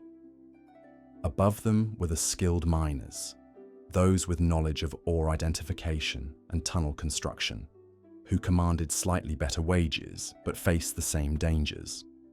Overseeing the operations were the mine foremen, often former miners themselves who had survived long enough to gain experience and the trust of the mine owners. These men walked a dangerous line, pressured by their superiors to increase production while responsible for the safety of the men under their command. The mine owners themselves rarely, if ever, set foot underground, content to count their profits while others paid the ultimate price for their wealth. The families of miners lived in a state of constant anxiety, never knowing if their husband, father, or son would return home at the end of each day. Women in mining communities bore the additional burden of maintaining households on meager wages while constantly preparing for the possibility of widowhood. Children grew up knowing that their fathers worked in a place where death was an everyday occurrence, and many were destined to follow in their footsteps, perpetuating the cycle of danger and hardship. The health consequences of mining work extended far beyond immediate injuries and deaths. The constant inhalation of dust and toxic fumes led to a variety of respiratory ailments that shortened lives and made every breath a struggle. Miners developed distinctive coughs that racked their bodies and left them spitting blood. Their joints, stressed by years of working in cramped conditions and hauling heavy loads, became arthritic and painful. Many walked with permanent stoops from years of working in low tunnels. The psychological toll was equally devastating. The constant darkness, the ever-present danger, and the claustrophobic conditions took their toll on the human spirit. Many miners developed what we might now recognize as symptoms of anxiety and depression. They jumped at sudden sounds, had difficulty sleeping, and often turned to alcohol as a means of coping with their daily terror. The economic realities of mining in medieval times created a vicious cycle of exploitation. Miners were typically paid by the amount of ore they extracted, creating pressure to work longer hours and take greater risks. Safety measures, such as they were, cost time and money that reduced productivity. Mine owners had little incentive to invest in better equipment or safer practices when miners were easily replaceable and had no legal recourse for injuries or deaths. The seasonal nature of some mining operations added another layer of hardship. Surface mining and quarrying could only be done when weather permitted, leaving miners without income during harsh winter months. Underground mining continued year-round, but access roads might become impassable, cutting off supplies and making rescue impossible in case of emergency. The environmental impact of medieval mining was severe and long-lasting. Entire hillsides were carved away in the search for ore, leaving barren landscapes that would take generations to recover. Streams and rivers were polluted with runoff from mining operations, killing fish and contaminating water supplies for miles downstream. The smoke from smelting operations filled the air with toxic fumes that poisoned both workers and nearby residents. Religious beliefs provided some comfort to miners, but also added to their burdens. The church taught that their suffering in this life would be rewarded in the next, encouraging acceptance of dangerous conditions rather than efforts to improve them. At the same time, miners were expected to contribute to the church despite their meager incomes, and time spent in religious observance was time not spent earning wages. The technology available to medieval miners was laughably inadequate for the tasks they faced. Ventilation systems consisted of little more than strategically placed holes that might or might not provide fresh air to the working areas. Pumping water from flooded mines required teams of men working in shifts to operate primitive hand pumps or bucket brigades. The lack of accurate surveying techniques meant that miners often worked blind, following ore veins without knowing where they led or what hazards lay ahead. Despite these overwhelming challenges, medieval miners developed a strong sense of camaraderie and mutual dependence. They knew that their survival often depended on their fellow workers, and bonds forged in the depths of the earth were stronger than those formed in the light of day. They developed their own customs, traditions, and even superstitions that helped them cope with the uncertainties of their profession. The legacy of medieval mining practices extended far beyond the Middle Ages, establishing patterns of exploitation and environmental destruction that would persist for centuries. The willingness of society to sacrifice the health and lives of workers for economic gain became deeply ingrained in industrial practices. The communities that grew up around mining operations often became trapped in cycles of poverty and dependence that lasted for generations. As we reflect on the harsh realities faced by medieval miners, we gain a deeper appreciation for the tremendous human cost of the metals and minerals that underpinned medieval civilization. Every piece of silver, every tool forged from iron, every building constructed with stone represented the sweat, blood, and often the lives of men who labored in darkness so that others might prosper in the light. Their story is one of human endurance in the face of unimaginable adversity, a testament to the strength of the human spirit even under the most brutal conditions. The medieval mining industry stands as a stark reminder of humanity's capacity for both remarkable achievement and callous indifference to human suffering. In understanding their struggles, we honor the memory of those who paid the ultimate price for the foundations of our modern world. The perilous descent, mining's most dangerous frontier. In the depths beneath the medieval estates, where the wealthy lords collected their rents and the peasants worked their fields, lay an even darker world, one that claimed more lives per day than battlefield combat: the mines. Here, in these suffocating underground labyrinths, men like Thomas the Iron Seeker descended each morning, knowing that many would not see another sunset. Thomas had been working the iron mines of Yorkshire for 7 years, longer than most men lasted in this profession. His face bore the telltale signs of his trade, blackened creases around his eyes from the constant dust, a persistent cough that rattled his chest, and scars across his hands from countless encounters with sharp stone and jagged metal. At 28, he was considered an elder among the miners, though by any other measure, he was still a young man. The descent into the mine began before dawn, when the air above ground still held the crisp promise of morning dew. Thomas would gather with his fellow miners at the mouth of the shaft, a gaping wound in the earth that seemed to exhale the very breath of hell itself. The wooden ladder that led down into the darkness was slick with moisture and worn smooth by thousands of desperate hands seeking purchase in the dim light of flickering torches. As Thomas began his descent, the familiar weight of dread settled in his stomach. The ladder groaned under the collective weight of the men climbing down, its rungs sometimes giving way without warning, sending miners plummeting into the abyss below. Those who survived such falls were often maimed beyond repair, their broken bodies hauled to the surface only to face a slow death from internal injuries that no medieval healer could mend. The air grew thicker as they descended, heavy with moisture and the acrid smell of burning coal and human sweat. By the time Thomas reached the bottom, some 100 feet below ground, the torch flames barely flickered in the oxygen-starved atmosphere. The mine extended in multiple directions from this central shaft, a maze of tunnels carved out by generations of desperate men following veins of precious metal through solid rock. Water was perhaps the most immediate threat Thomas faced each day. The mines constantly flooded, with groundwater seeping through cracks in the stone walls and pooling in the lower tunnels. Primitive pumping systems, operated by teams of men working in shifts, fought a losing battle against the relentless infiltration. When these systems failed, as they often did, entire sections of the mine would flood within hours, trapping miners who had ventured too deep into the workings. Thomas had seen men swept away by sudden torrents of muddy water, their screams echoing through the tunnels as they were carried into the flooded depths.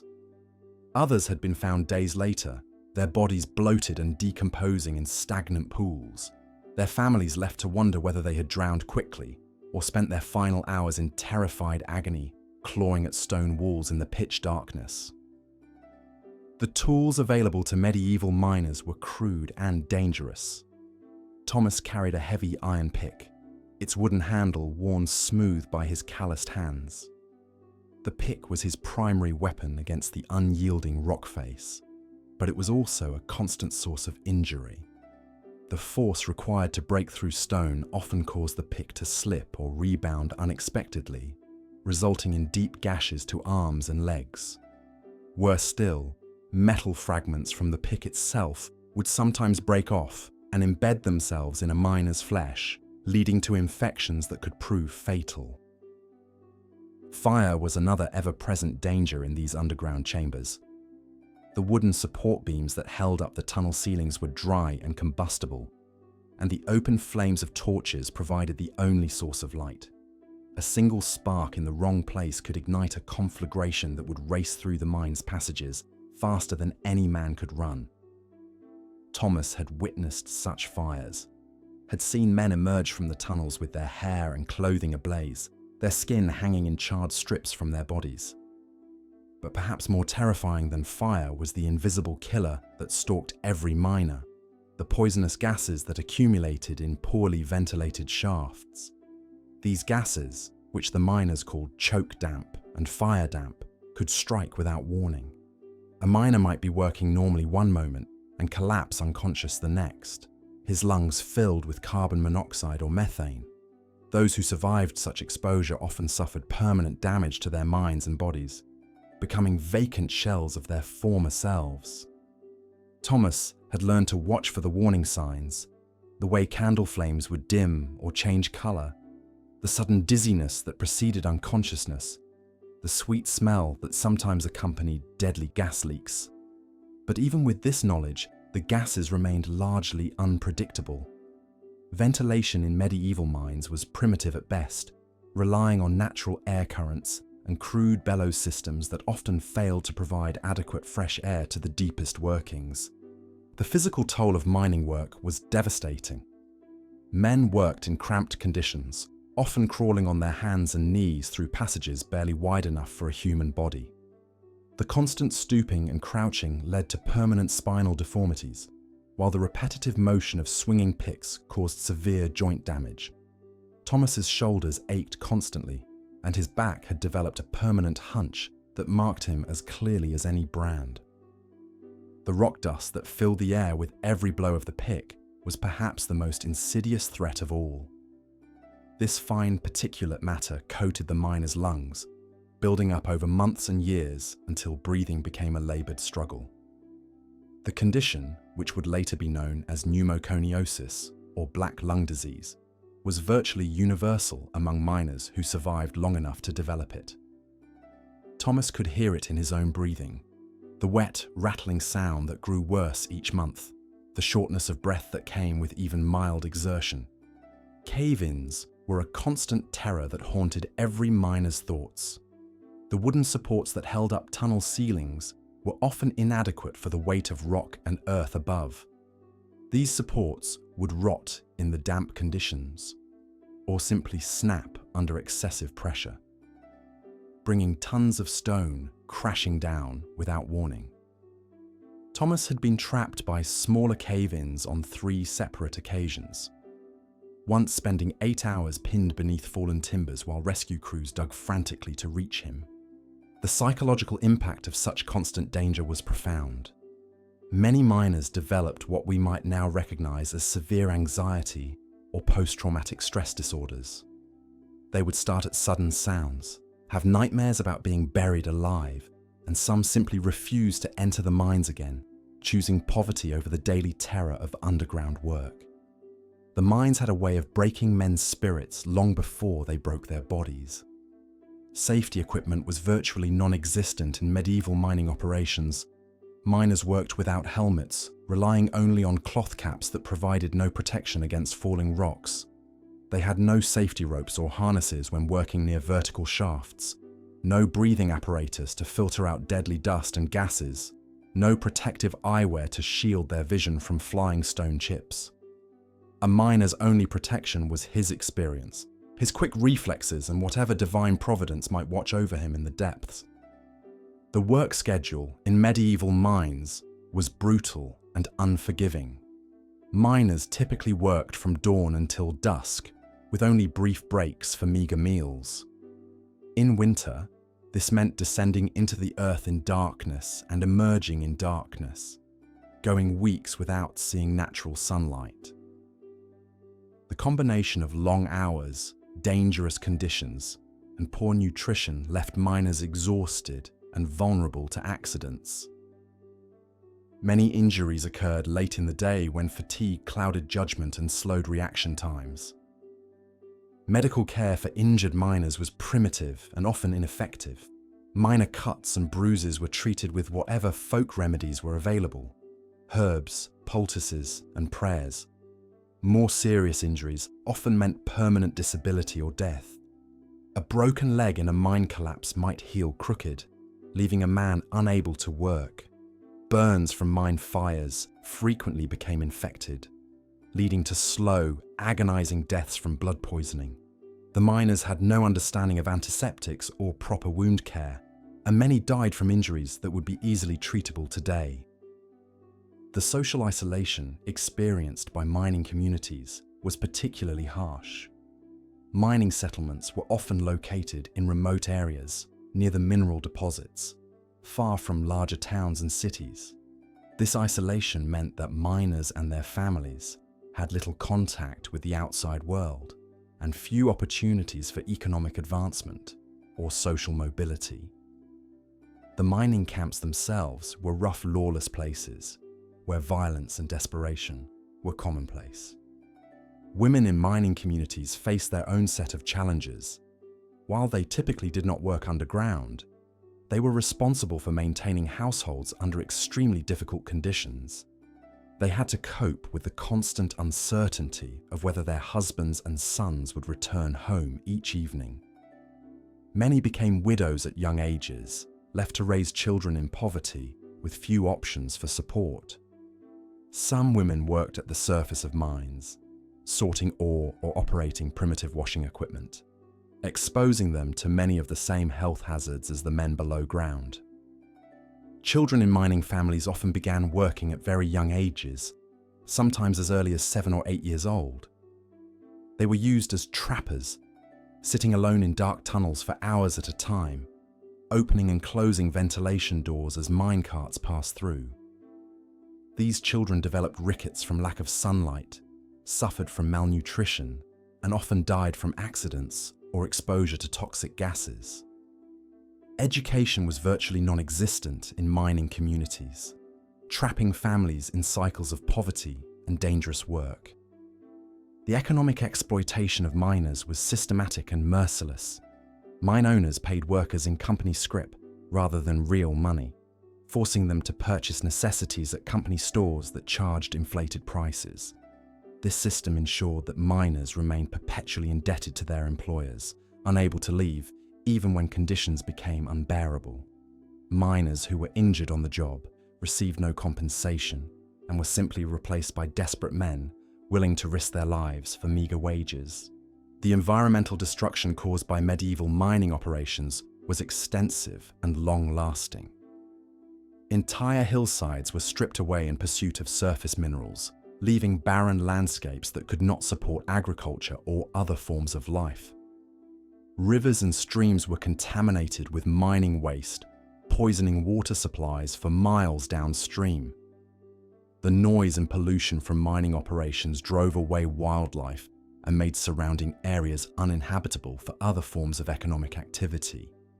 Yet despite all these hardships, mining communities developed strong bonds of mutual support and solidarity. Miners looked out for one another in the dangerous underground environment, sharing food when times were hard and caring for the families of those who died in accidents. They developed their own cultural traditions, songs, and stories that helped them cope with the constant stress and danger of their work. These communities, forged in the crucible of shared suffering, often displayed remarkable resilience and loyalty. The legacy of medieval mining extends far beyond the extraction of precious metals and coal. These early mining operations established patterns of labor exploitation and environmental destruction that would persist for centuries. The techniques developed by medieval miners, crude as they were, laid the groundwork for the industrial mining operations that would follow. But perhaps most importantly, the suffering endured by these forgotten workers reminds us of the human cost behind the material prosperity that built medieval civilization.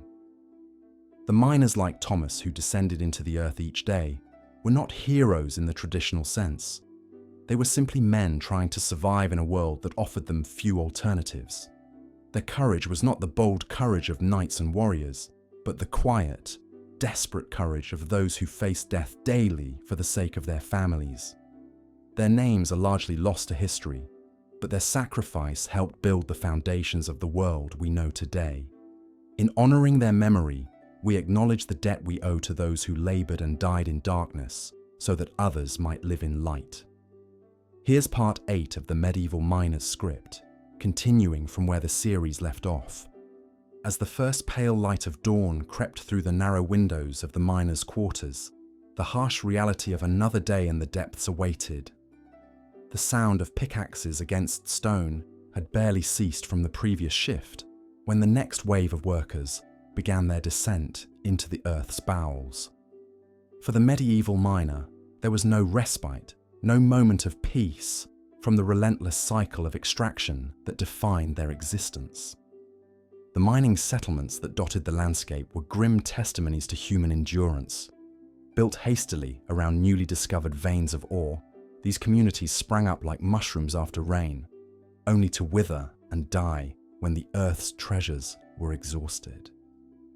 The miners and their families lived in ramshackle wooden structures that offered little protection from the elements.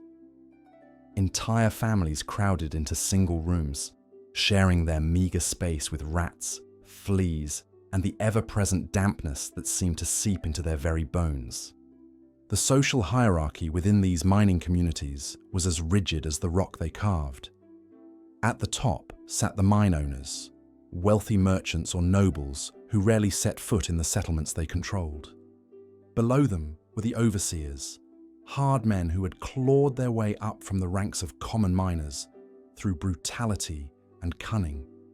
These were the taskmasters who drove the workers ever deeper, ever harder, caring little for the human cost of their ambitions. The skilled miners formed a middle tier, men who had survived long enough to master the dangerous art of following veins and reading the subtle signs that warned of impending collapse. These weathered veterans commanded slightly better wages and a grudging respect from their peers. They knew which timber would hold and which would snap, could smell the dangerous gases before they became deadly, and possessed the hard-won wisdom that meant the difference between life and death in the underground labyrinth. Below them toiled the common labourers, men whose only qualification was the desperate need for work. They hauled the heavy baskets of ore, cleared away debris, and performed the countless back-breaking tasks that kept the mines functioning. Their lives were measured not in years, but in the gradual accumulation of injuries and the slow poisoning of their lungs. At the very bottom of this harsh hierarchy were the children. Boys as young as 8 or 9 were sent into the narrowest passages, where adult bodies could not fit, crawling through spaces barely wider than their small frames to reach pockets of ore.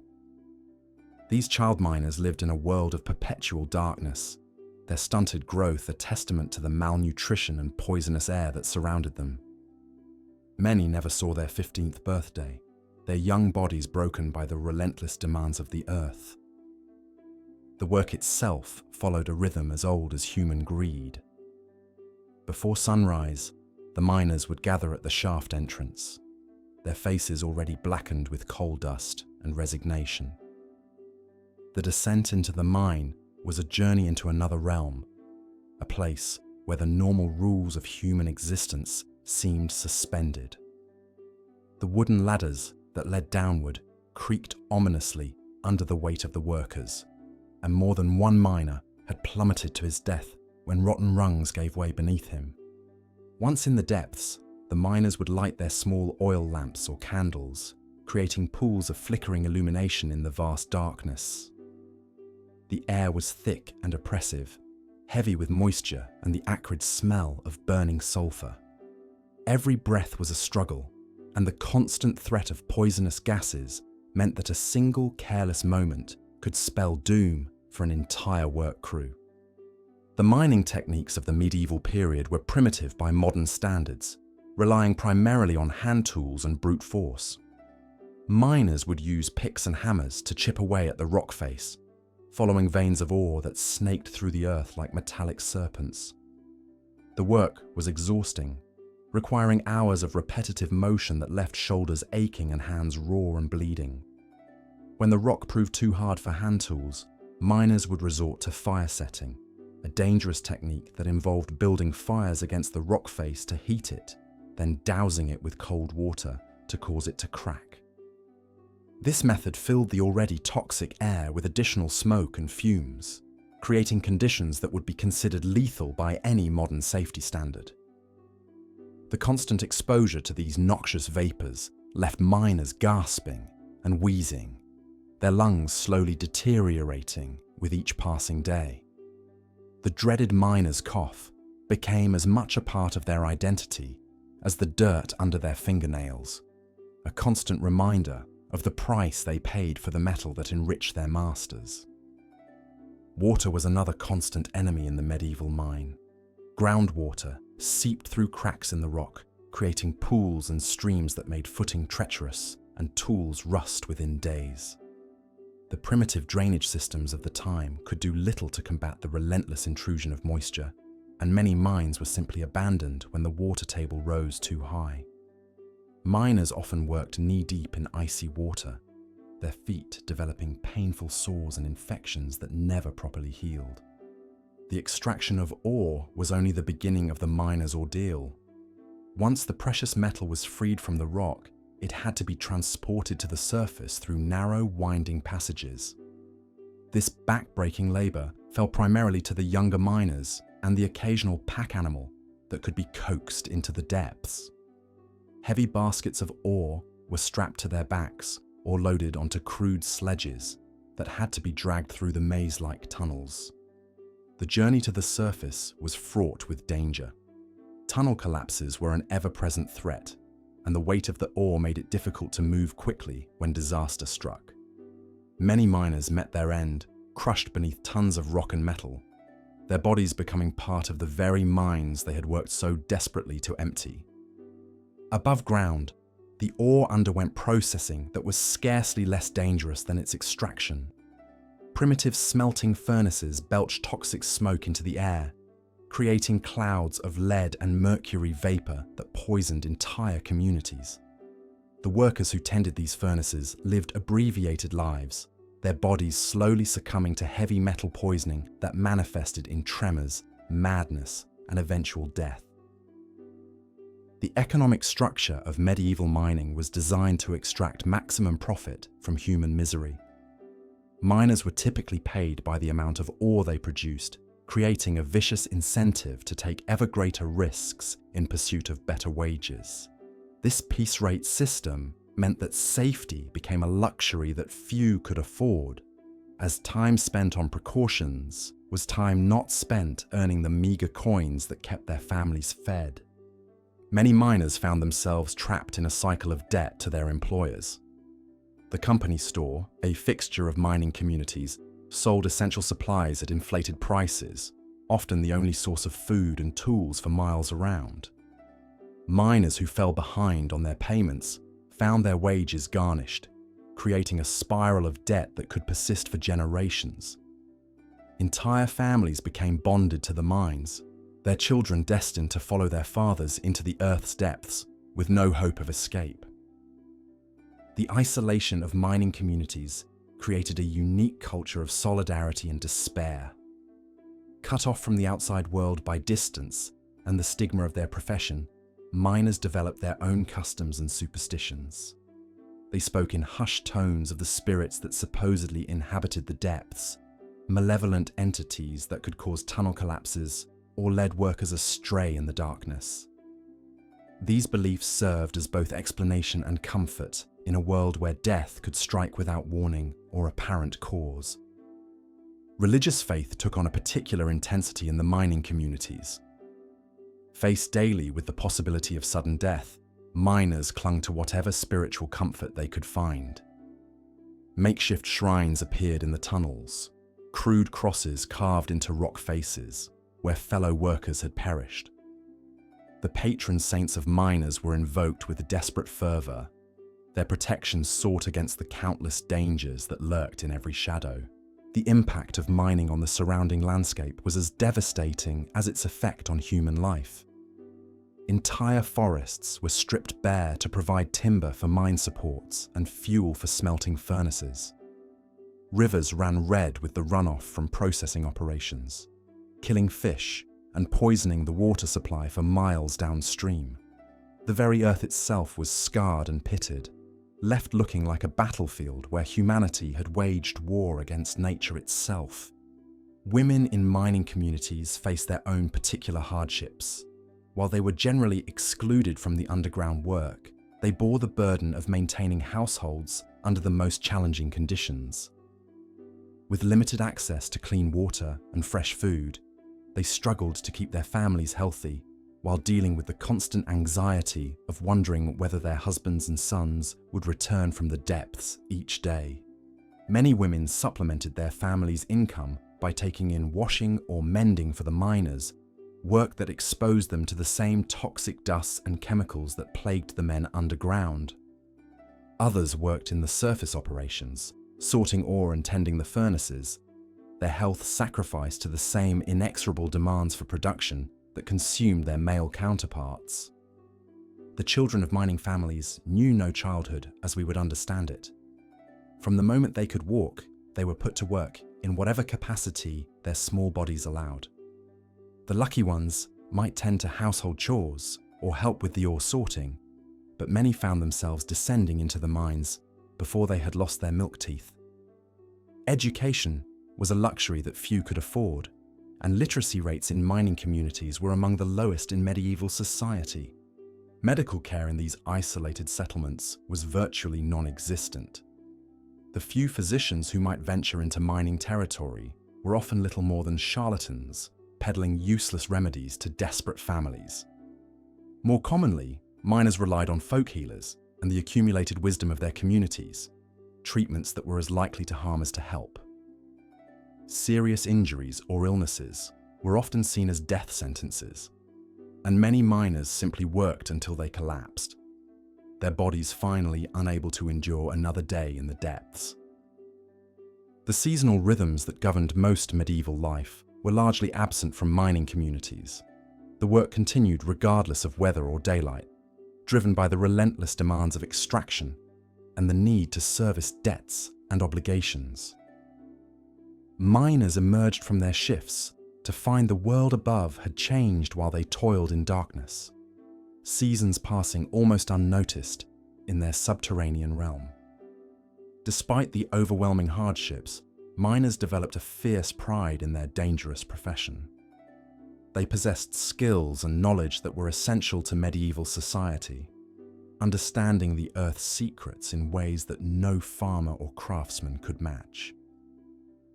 This expertise, hard-won through years of suffering and loss, became a source of identity and dignity in a world that otherwise offered them little respect.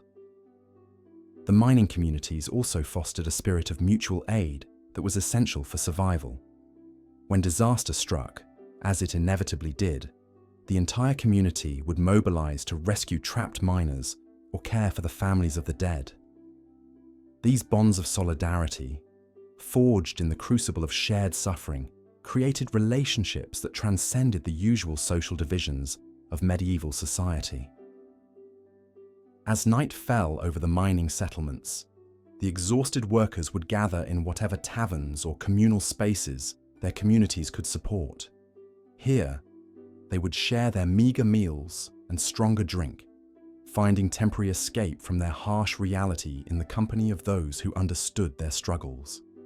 Songs would be sung, stories told, and for a few precious hours, the weight of their burdens might lift slightly.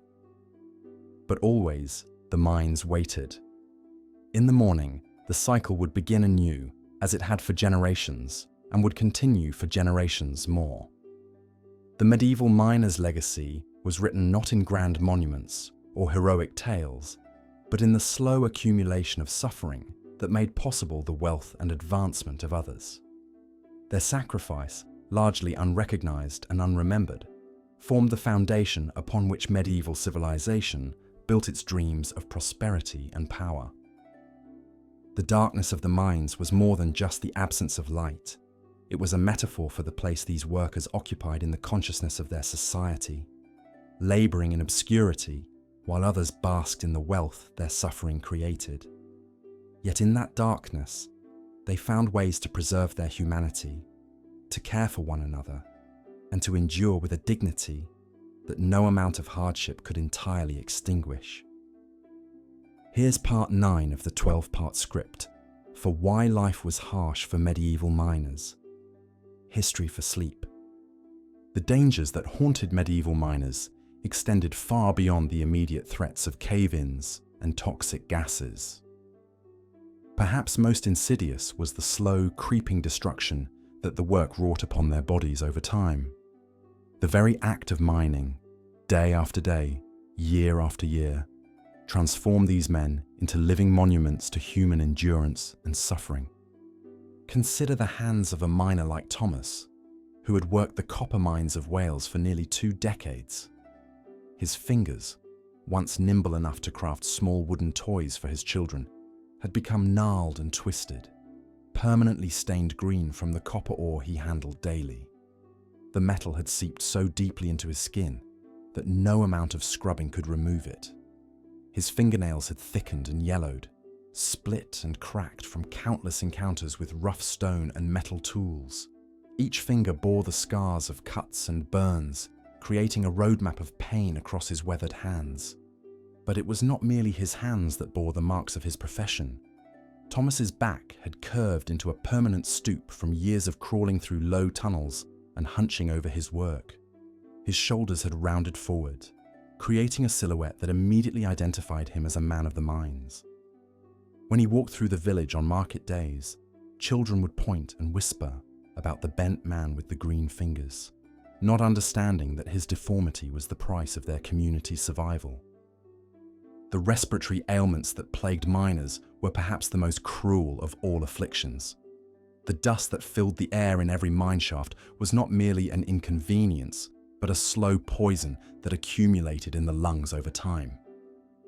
Edmund, working alongside Thomas in those same Welsh mines, had developed what the miners called the black cough. It started as a simple irritation, a tickle in the throat that could be ignored during the day's labor. But as months turned to years, the cough deepened and darkened. Edmund would wake each morning to fits of violent coughing that left him gasping for air, his face flushed red with the effort. The sputum he expelled was black as coal, flecked with traces of the very ore he spent his days extracting. His breathing had become labored and wheezing, each inhalation a conscious effort rather than the automatic function it should have been. On cold mornings, the sound of his breathing could be heard throughout his small cottage, a rattling wheeze that spoke of lungs slowly filling with stone dust and metal particles. The physical toll was matched by the psychological burden that miners carried. The constant awareness of mortality, the daily descent into what many considered the very bowels of the earth, created a unique form of mental anguish. Many miners spoke of the dreams that haunted their sleep, visions of being buried alive or trapped in endless tunnels that led nowhere. Some developed an almost supernatural fear of enclosed spaces outside the mine. Unable to sleep in rooms with low ceilings or feel comfortable in the small village church during Sunday services. There was also the peculiar madness that seemed to affect some miners who worked too long in the deepest shafts. They would speak of hearing voices in the darkness, of seeing faces in the rock walls that seemed to watch and follow their movements.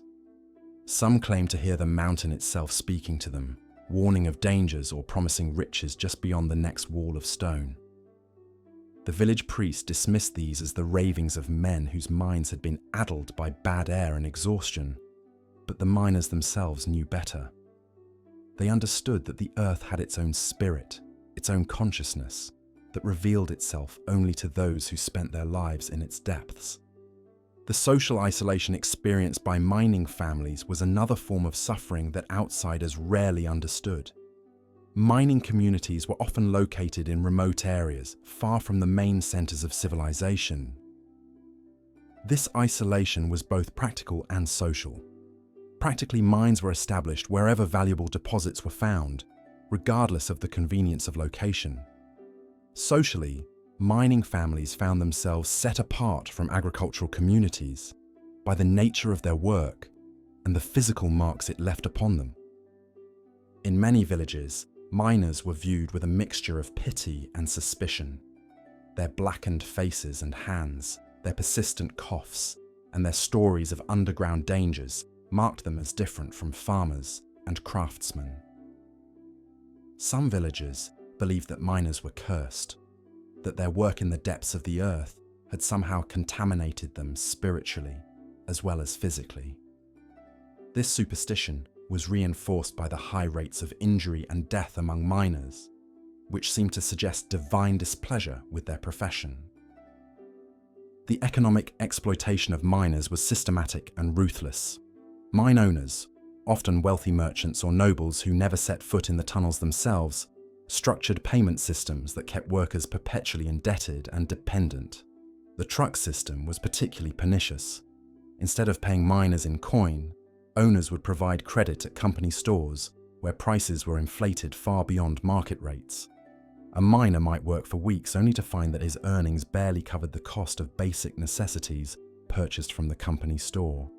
Tools and equipment were often rented to miners at exorbitant rates rather than provided as part of their employment. A pickaxe or shovel that might cost a few pennies to manufacture would be rented for several times that amount over the course of a month. Candles, essential for working in the darkness, were sold at prices that consumed a significant portion of a miner's daily wage. Even the wooden supports used to shore up tunnel walls were charged to the miners, creating the perverse situation where workers had to pay for their own safety equipment. Housing provided by mine owners was typically substandard, consisting of cramped, poorly built structures that housed multiple families in conditions that would have been considered inadequate for livestock. These company houses were often located as close as possible to the mine entrance, meaning that families lived in the constant shadow and dust of the mining operation.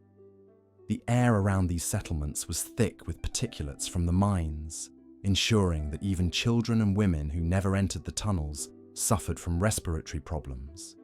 The diet of mining families was severely restricted by their poverty and isolation. The physical demands of mining required substantial nutrition, but miners typically subsisted on the cheapest available foods. Bread made from inferior grains, thin gruel, and occasional scraps of preserved meat constituted the bulk of their diet. Fresh vegetables and fruits were rare luxuries, available only during brief seasons or on special occasions. This poor nutrition made miners more susceptible to disease and slowed their recovery from injuries. Malnutrition was particularly devastating for children in mining families. Many showed signs of rickets and other deficiency diseases, their growth stunted by inadequate food and the polluted environment in which they lived. Child mortality rates in mining communities were significantly higher than in agricultural areas, with many families losing half or more of their children before they reached adulthood. The seasonal nature of some mining operations added another layer of uncertainty to miners' lives. Weather conditions could make certain mines inaccessible for months at a time, leaving families without income during these periods. Even in mines that operated year-round, production might be suspended due to flooding, structural collapses, or depletion of easily accessible ore. During these interruptions, mining families faced starvation unless they could find alternative sources of income or support. The lack of medical care in mining communities meant that injuries and illnesses that might have been treatable elsewhere became life-threatening conditions. Broken bones healed poorly without proper setting, leaving miners permanently disabled. Infections that could have been cured with proper treatment became systemic and often fatal. The harsh working conditions and poor living situations created a cycle where miners became increasingly frail and susceptible to new ailments, even as they were forced to continue working to support their families. Women in mining communities faced particular hardships. While they typically did not work in the mines themselves, they bore the burden of maintaining households under extremely difficult conditions. They had to stretch meager resources to feed and clothe their families, care for injured husbands and sons, and often take on additional work to supplement family income. Many mining wives worked as washerwomen, seamstresses, or food vendors, adding their small earnings to the family's survival fund. The constant fear that hung over mining families was perhaps the most psychologically damaging aspect of their existence. Every morning, when the men descended into the mines, their wives and children faced the possibility that they might not return. The sound of the warning bell that signaled an accident in the mines could strike terror into an entire community, as families rushed to learn whether their loved ones were among the victims. This perpetual anxiety took its toll on family relationships and community bonds. The stress of living with constant danger and poverty created tensions that manifested in various ways. Domestic violence was common in mining communities, as men struggling with pain, fear, and frustration took out their emotions on those closest to them. Alcoholism provided a temporary escape from the harsh realities of mining life, but it also consumed resources that families could not afford to lose and often made difficult situations worse. Despite these overwhelming challenges, mining families developed remarkable resilience and solidarity. They created support networks that helped them survive the worst hardships. When a miner was killed or seriously injured, the community would rally to support his family, sharing what little they had to ensure that widows and orphans did not starve. These informal welfare systems were essential for survival in communities where formal assistance was non-existent. The cultural traditions that emerged from mining communities reflected both their hardships and their strength.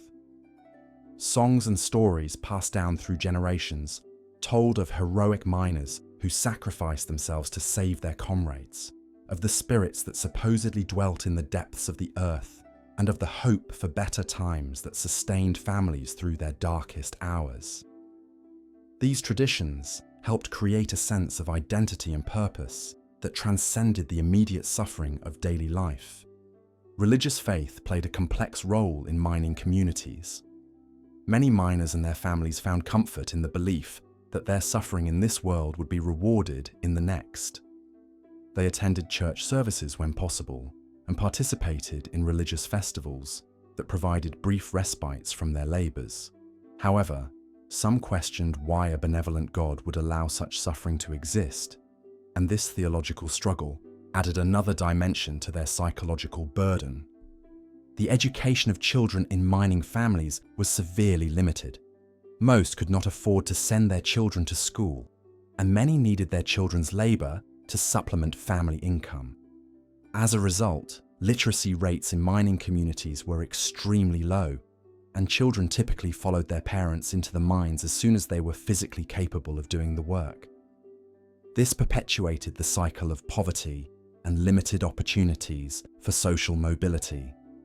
The environmental destruction caused by medieval mining operations affected entire regions for generations. Strip mining and open pit operations left landscapes scarred and barren. The processing of ores often involved techniques that contaminated soil and water sources with toxic substances. Mercury, used in gold extraction, poisoned rivers and streams, killing fish and making water unsafe for consumption. Lead mining operations left behind waste that continued to leach toxic substances into the environment long after the mines were abandoned. These environmental impacts had direct consequences for the health of mining communities. Children playing in areas contaminated by mining waste were exposed to toxic substances that caused developmental problems and lifelong health issues. Families who relied on local water sources found themselves consuming water tainted with heavy metals and other dangerous compounds. The dust and particulates from mining operations settled on crops and pastures, contaminating the food supply and affecting livestock.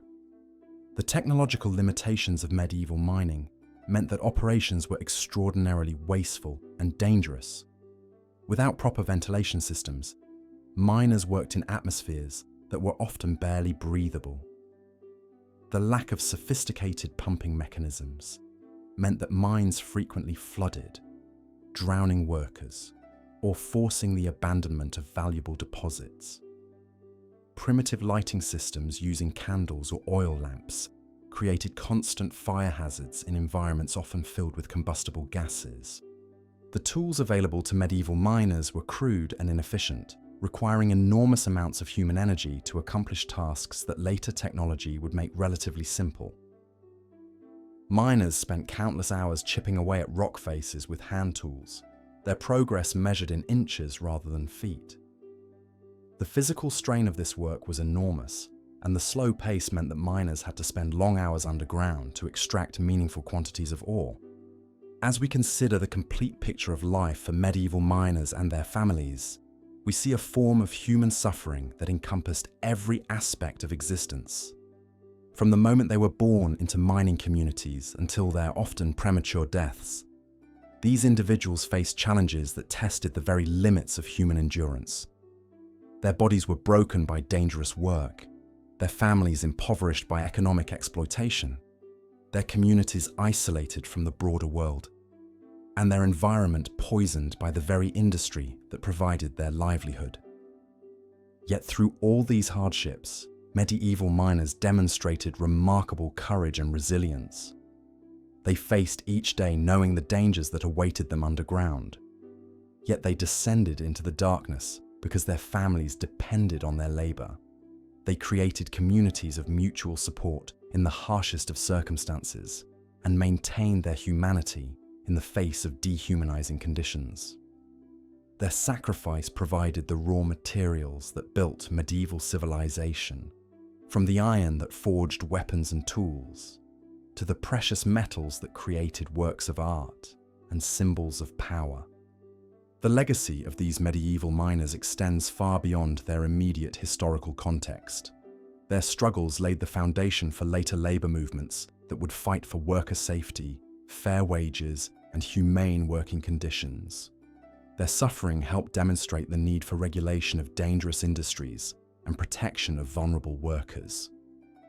Their resilience in the face of overwhelming adversity provides an enduring example of the human capacity to persevere through even the most difficult circumstances. As we drift towards sleep, we might reflect on how the comfortable conditions of our modern lives rest upon the sacrifices of countless individuals like Edmund and Thomas, who gave their health and often their lives to extract the materials that built our civilization. Their stories remind us that progress often comes at a tremendous human cost, and that we owe a debt of gratitude to those who paid that price on our behalf. Here is part 10 of the 12-part script for Why Life Was Harsh for Medieval Miners, History for Sleep. As we have seen, medieval miners like Edmund and Thomas faced relentless hardships that would be unimaginable to us today. Their lives were defined by constant danger, grinding poverty, and the ever-present threat of death lurking in the dark tunnels beneath the earth. Yet even as they endured these brutal conditions, their labor was essential to the functioning of medieval society, providing the precious metals, coal and stone that built cathedrals, minted coins, and heated the homes of the wealthy. The miner's world was one of perpetual darkness, where the only light came from flickering candles that could easily be extinguished by the slightest breeze or dangerous gas. These men descended into the bowels of the earth each morning, knowing they might never see daylight again. Cave-ins were a constant threat, with poorly supported tunnels collapsing without warning, crushing miners beneath tons of rock and earth. The sound of creaking timber was both a comfort and a terror, signaling that the supports were still holding, while simultaneously warning of their potential failure. Edmund had learned to read the signs of the mine, like a sailor reads the sea. The subtle shifts in air pressure that might indicate dangerous gases accumulating in the deeper shafts. The way moisture beaded on the tunnel walls when water was seeping through from underground streams. The particular groan of timber supports that suggested they were nearing their breaking point. This knowledge, passed down from father to son and shared among the mining community, was often the difference between life and death. The extraction of coal and ore required back-breaking labor with primitive tools. Miners worked with simple iron picks, wooden shovels, and their bare hands to claw precious materials from the earth. The work was repetitive and exhausting, requiring them to swing heavy tools for hours on end in cramped spaces where they could barely stand upright. Their bodies bore the permanent marks of their profession, bent backs from years of stooping, scarred hands from sharp rocks and metal tools, and the telltale black dust that seemed to penetrate every pore of their skin. Thomas often worked in tunnels so narrow he had to lie on his side to chip away at the coal face. The position was excruciating, putting tremendous strain on his shoulders and hips, but it was the only way to reach the valuable seams of coal that lay embedded in the rock. He would spend entire days in this position, emerging from the mine with his body so stiff and sore he could barely walk. The constant dampness of the tunnel seeped into his bones, leaving him with aching joints that never seemed to heal properly. Ventilation in medieval mines was primitive at best and non-existent at worst. Fresh air was a luxury that few miners enjoyed, as the technology to circulate air through deep underground passages had not yet been developed. Instead, miners worked in stifling, oxygen-poor environments where toxic gases could accumulate to deadly levels. Fire damp, a mixture of methane and other gases released from coal seams, was particularly dangerous. Odorless and invisible, it could ignite without warning, creating explosions that would tear through mine shafts with devastating force. The miners developed crude methods for detecting these dangerous gases. Canary birds, though not yet widely used in medieval times, were sometimes employed as early warning systems. More commonly, miners would watch their candle flames carefully, noting when they burned differently or went out entirely, which could indicate the presence of dangerous gases. Some experienced miners claimed they could smell or taste certain gases in the air, though this knowledge often came too late to prevent tragedy.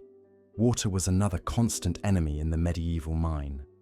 Underground streams and seasonal flooding turned tunnels into treacherous waterways where miners could easily drown. The primitive drainage systems of the time consisted mainly of hand-dug channels and wooden troughs that frequently became blocked or overwhelmed. During heavy rains, mines would flood rapidly, trapping workers underground. Even when the water levels were manageable, the constant dampness created ideal conditions for disease and infection. Edmund remembered the terrible winter when the mine where his brother worked was flooded by an underground spring. The water rose so quickly that several miners were trapped in the deeper shafts. Rescue efforts were mounted, but the primitive pumping equipment of the time could not remove water fast enough. By the time the tunnels were drained weeks later, the bodies recovered showed the horrible reality of what it meant to be trapped underground when the waters rose. The social structure within mining communities reflected the harsh realities of their profession. Experienced miners commanded respect and slightly better wages, but even they lived in poverty by modern standards. Apprentice miners, often young boys, worked for almost nothing while learning the dangerous trade. These children, some as young as 10 or 12, were used for tasks that required small size, such as crawling through narrow passages or operating simple ventilation systems. The mortality rate among these young apprentices was horrifically high. Mining families lived in small, cramped houses near the mine entrances, their lives revolving entirely around the rhythms of underground work. Women in these communities faced their own hardships, often working as coal washers or ore sorters, while managing households and raising children who might never live to see adulthood. The constant anxiety of wondering whether their husbands and sons would return safely from each shift took a tremendous psychological toll on these families. The economic exploitation of miners was systematic and ruthless. Most miners were bound to their lords through various forms of feudal obligation, meaning they could not simply leave to seek better conditions elsewhere. They were paid in company tokens that could only be used at company stores, where prices were inflated and quality was poor. This system, known as the truck system, ensured that miners remained in perpetual debt to their employers, unable to accumulate enough resources to escape their circumstances. Medical care for miners was virtually non-existent. Injuries sustained in the mines were often treated with folk remedies or left to heal on their own. The constant inhalation of coal dust and other particulates led to what we now know as pneumoconiosis or black lung disease, though medieval people had no understanding of this condition. Miners would gradually develop severe breathing problems, chronic coughs, and eventually suffocate as their lungs filled with scar tissue and accumulated debris. Thomas had watched his father slowly waste away from what the miners called the Black Death of the lungs.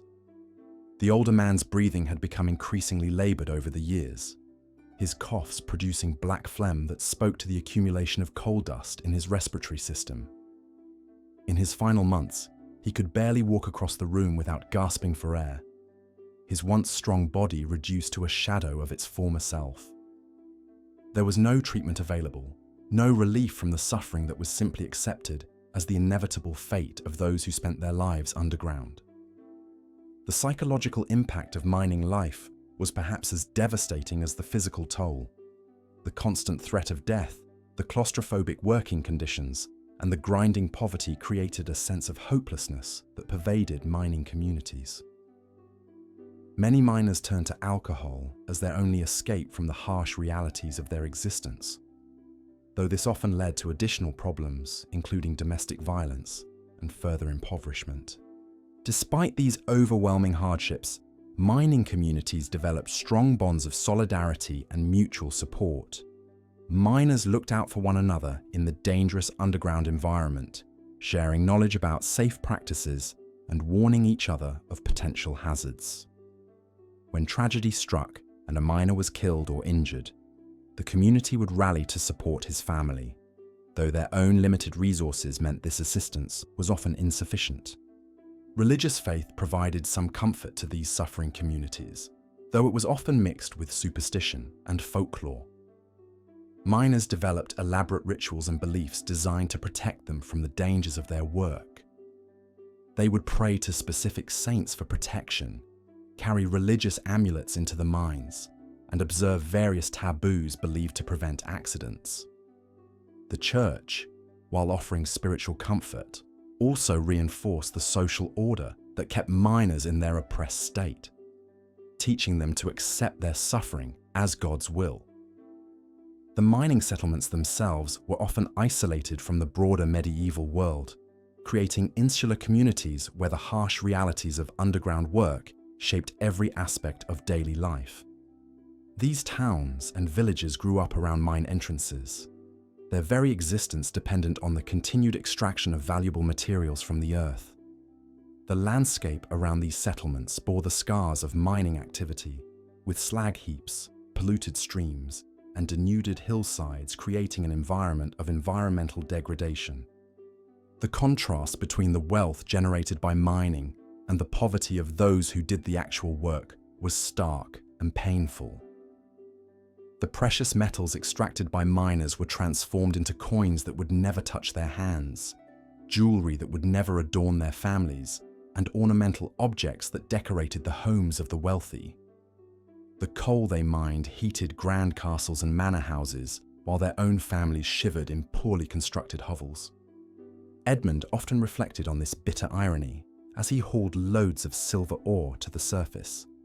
Each bucket he carried represented wealth beyond his imagination, yet he would receive only a few copper coins for his day's labor.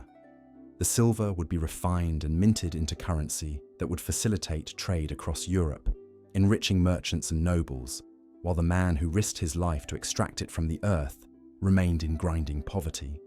The long-term health effects of mining work were devastating and irreversible. Beyond the respiratory diseases caused by dust inhalation, miners suffered from a variety of other conditions related to their work environment. The constant moisture and poor hygiene in the mines led to skin diseases and infections. The physical demands of the work caused premature arthritis and joint problems. The stress and poor nutrition weakened immune systems, making miners susceptible to various diseases that swept through their communities. The average lifespan of a medieval miner was significantly shorter than that of people in other occupations. Many died in mining accidents before reaching middle age, while others succumbed to occupational diseases in their 30s and 40s. Those who survived long enough to become too weak for underground work often faced destitution in their final years. As there were no systems of social support for disabled or elderly workers, mining technology in the medieval period was primitive and dangerous, relying heavily on human muscle power and simple tools. The lack of proper engineering knowledge meant that mines were often poorly planned and constructed, with inadequate support systems and no consideration for worker safety. Ventilation systems were crude and ineffective. Lighting was provided by open flames that posed constant fire and explosion risks, and drainage relied on manual labor and gravity rather than mechanical pumps. The seasonal nature of some mining work added another layer of uncertainty to miners' lives. Weather conditions could make certain types of mining impossible, leaving workers without income for extended periods. Spring floods might close mines for weeks or months, while winter conditions could make transportation of materials impossible. These seasonal interruptions meant that mining families had to survive on irregular income, making their already precarious economic situation even more unstable. The social stigma associated with mining work further marginalized these communities. Miners were often viewed with suspicion and disdain by other members of medieval society, seen as dirty, dangerous, and somehow less than human. This prejudice was reinforced by their physical appearance, as the coal dust and grime of their work marked them as belonging to the lowest social class. Even when they left the mines, their scarred hands, bent backs, and persistent coughs identified them as miners, subjecting them to discrimination and exclusion. As the medieval period progressed and demand for coal and metals increased, the pressure on miners to produce more intensified. Longer working hours, deeper mines, and more dangerous extraction methods became the norm as lords and mining companies sought to maximize their profits. The already harsh conditions faced by miners deteriorated further, with safety considerations sacrificed in the pursuit of greater productivity and wealth. The wives and children of miners faced their own unique hardships, living in constant fear for the safety of their loved ones, while struggling to maintain households on meager and irregular incomes. Mining widows were common figures in these communities. Left to raise children alone with no source of support, many were forced into desperate situations, begging for charity or turning to prostitution to survive after losing their primary breadwinner to a mining accident or occupational disease. The environmental impact of medieval mining was severe and long-lasting, though not understood at the time. The techniques used to extract coal and ore contaminated water sources, destroyed vegetation, and left the landscape scarred and polluted. Mining communities were often surrounded by toxic waste and polluted air, contributing to the poor health of residents and making agriculture difficult or impossible in surrounding areas. Despite the overwhelming hardships they faced, medieval miners developed a rich culture of resistance and solidarity that helped them endure their harsh circumstances. Songs, stories, and folklore specific to mining communities provided emotional outlet and cultural identity. These traditions often contained subtle criticisms of the social order and expressions of hope for better conditions, serving as a form of psychological resistance to their oppression. The knowledge and skills required for mining were passed down through generations, creating dynasties of mining families who had little choice but to continue in the dangerous profession. This accumulated wisdom about underground work, while valuable for survival, also trapped families in cycles of poverty and danger from which escape was nearly impossible.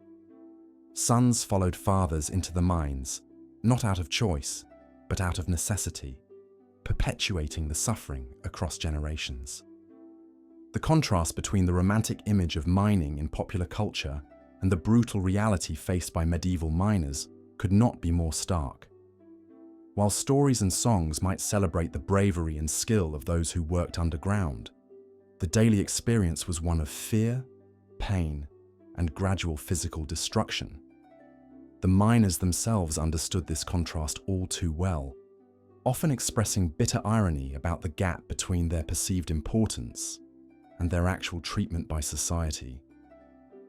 As we reflect on the lives of Edmund, Thomas, and countless other medieval miners whose names have been lost to history, we must remember that their suffering was not merely an unfortunate byproduct of primitive technology or economic necessity.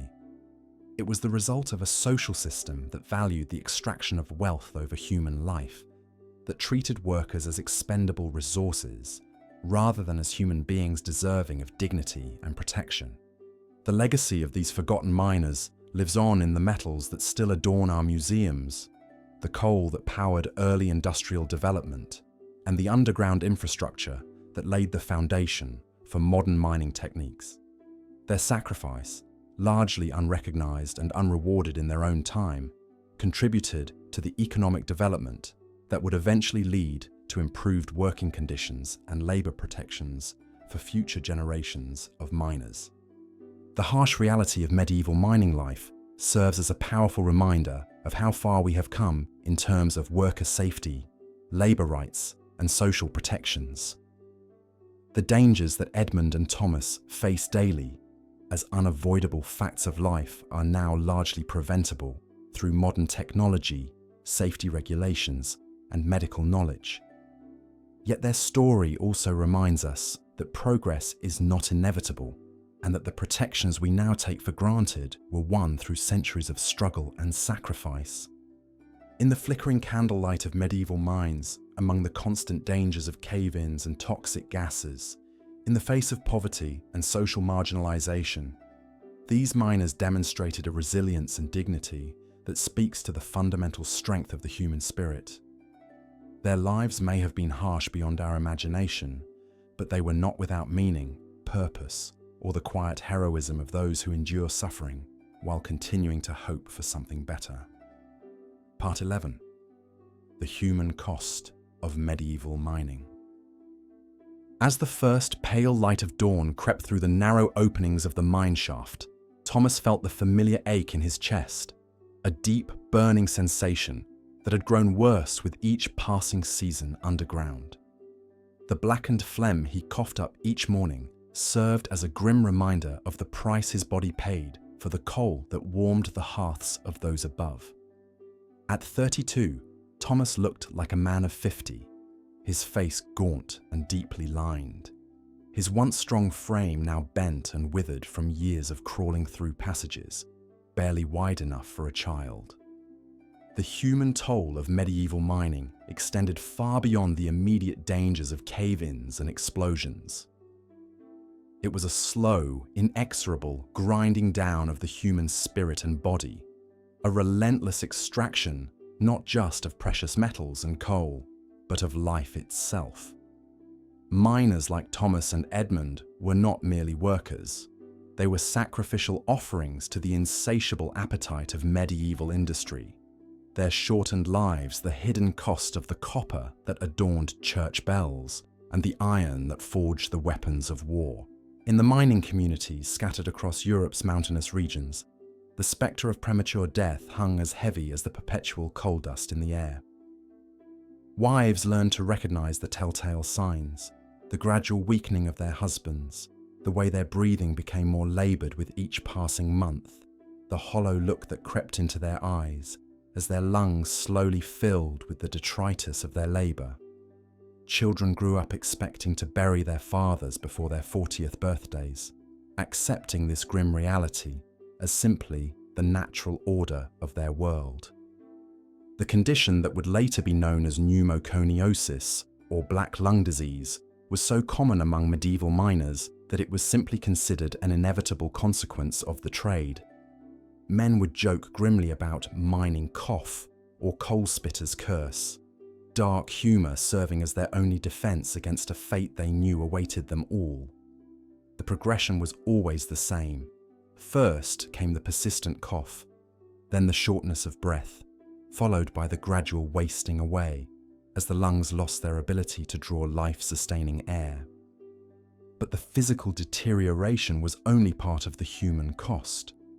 The psychological toll of spending one's days in darkness, constantly aware that each breath might be one's last, created a unique form of mental anguish. Miners developed what we might now recognize as symptoms of depression and anxiety, irritability, sleeplessness, and a pervasive sense of doom that seemed to emanate from the very depths of the earth itself. Many turned to ale and wine, not for pleasure, but as the only available medicine for their psychological wounds. The mining families formed tight-knit communities, bound together by shared suffering and mutual dependence. In these settlements, women bore the double burden of caring for their ailing husbands while knowing that their sons would likely follow the same path into the mines. There were few alternatives. Mining towns offered little in the way of other employment, and the skills required for underground work did not easily translate to life above ground. Margaret, the wife of a tin miner in Cornwall, exemplified the quiet heroism of these mining families. Each morning, she would watch her husband William descend into the earth, never certain he would return. She learned to read the signs of mine accidents, the sudden cessation of sounds from below, the panicked shouts of the surface workers, the grim-faced emergence of survivors who had left their comrades buried beneath tons of rock. When William finally succumbed to lung disease at the age of 38, Margaret was left to raise their 4 children alone, knowing that her eldest son would soon take his father's place in the depths. The children of mining families aged quickly, their innocence stolen by the harsh realities of their environment. They learned early that their father's work was dangerous and that death was a constant companion.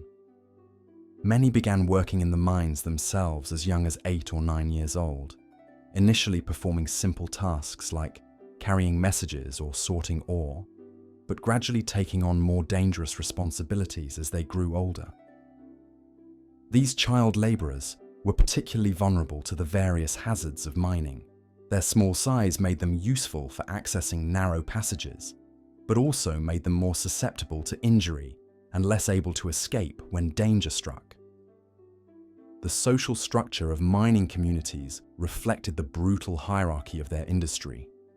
At the bottom were the common laborers who performed the most dangerous work for the least compensation. Above them were the skilled miners who possessed knowledge of tunneling techniques and ore extraction. At the top were the mine overseers and managers, who rarely ventured underground themselves, but made the decisions that determined whether the workers below lived or died. The medical knowledge available to treat mining-related injuries and illnesses was primitive at best. Broken bones might be set by the local barber surgeon, but there was little understanding of internal injuries or respiratory diseases.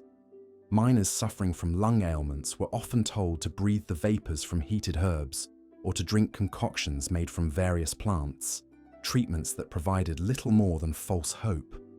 The concept that the very air they breathed was slowly killing them was beyond the medical understanding of the time. Perhaps most tragically, the human cost of medieval mining was largely invisible to those who benefited from its products. The nobles who commissioned elaborate metalwork for their castles, the merchants who traded in precious metals, and the craftsmen who forged tools and weapons rarely gave thought to the men who had died to make their prosperity possible. The miners existed in a separate world, literally underground, their suffering hidden from view and their deaths unremarked upon by the broader society. The generational impact of mining was perhaps the cruelest aspect of all. Sons followed fathers into the mines not out of choice, but out of necessity. The skills passed down from one generation to the next were not just techniques for extracting ore, but methods for surviving in an environment designed to kill. Fathers taught their sons how to read the subtle signs that warned of impending cave-ins, how to move efficiently through cramped spaces, and how to endure the constant fear that accompanied every descent into darkness. The mining families developed their own traditions and rituals around death and danger. Before entering the mines each day, many miners would say prayers or perform small rituals meant to ensure their safe return. Wives would light candles in windows, creating beacons to guide their husbands home from the underworld. When a miner died, the entire community would gather to mourn, knowing that they were not just grieving for one man, but confronting their own inevitable fate. The economic exploitation inherent in medieval mining meant that the human cost was borne entirely by those least able to afford it. The profits flowed upward to mine owners and investors, while the miners themselves received barely enough compensation to survive. This created a vicious cycle where families remained trapped in mining communities, unable to accumulate enough resources to escape to better opportunities elsewhere. The isolation of many mining communities compounded their suffering. Located in remote mountain regions or deep forests, these settlements were often cut off from the broader world for months at a time. This isolation meant that when disasters struck, whether mining accidents, disease outbreaks, or economic downturns, the communities had little outside support to fall back upon. They were forced to be entirely self-reliant, developing their own methods for dealing with tragedy and loss. As we drift towards sleep, let us remember Thomas and Edmund, Margaret and William, and the countless other forgotten souls who paid the ultimate price for medieval civilization's hunger for the earth's treasures. Their lives, though brief and filled with suffering, were not without meaning. In their quiet endurance, their fierce love for their families, and their stubborn refusal to surrender hope even in the face of certain doom, they embodied the very best of the human spirit. They remind us that progress often comes at a cost that is borne not by those who benefit most, but by those who have the least choice in the matter. Their legacy lives on, not in the gold and silver they extracted, but in their example of courage in the face of impossible odds, and in the reminder that behind every human achievement lie human sacrifices that must never be forgotten. Through the struggles and hardships we've explored tonight, we've witnessed the extraordinary resilience of medieval miners who descended into darkness each day to eke out their survival. From the dangerous depths of coal mines to the backbreaking labor in stone quarries, these forgotten souls endured conditions that would seem unimaginable to us today. Their lives were marked by constant peril, meager wages, and the ever-present spectre of cave-ins, explosions, and lung disease. Yet through it all, they persevered with a quiet dignity that speaks to the indomitable human spirit.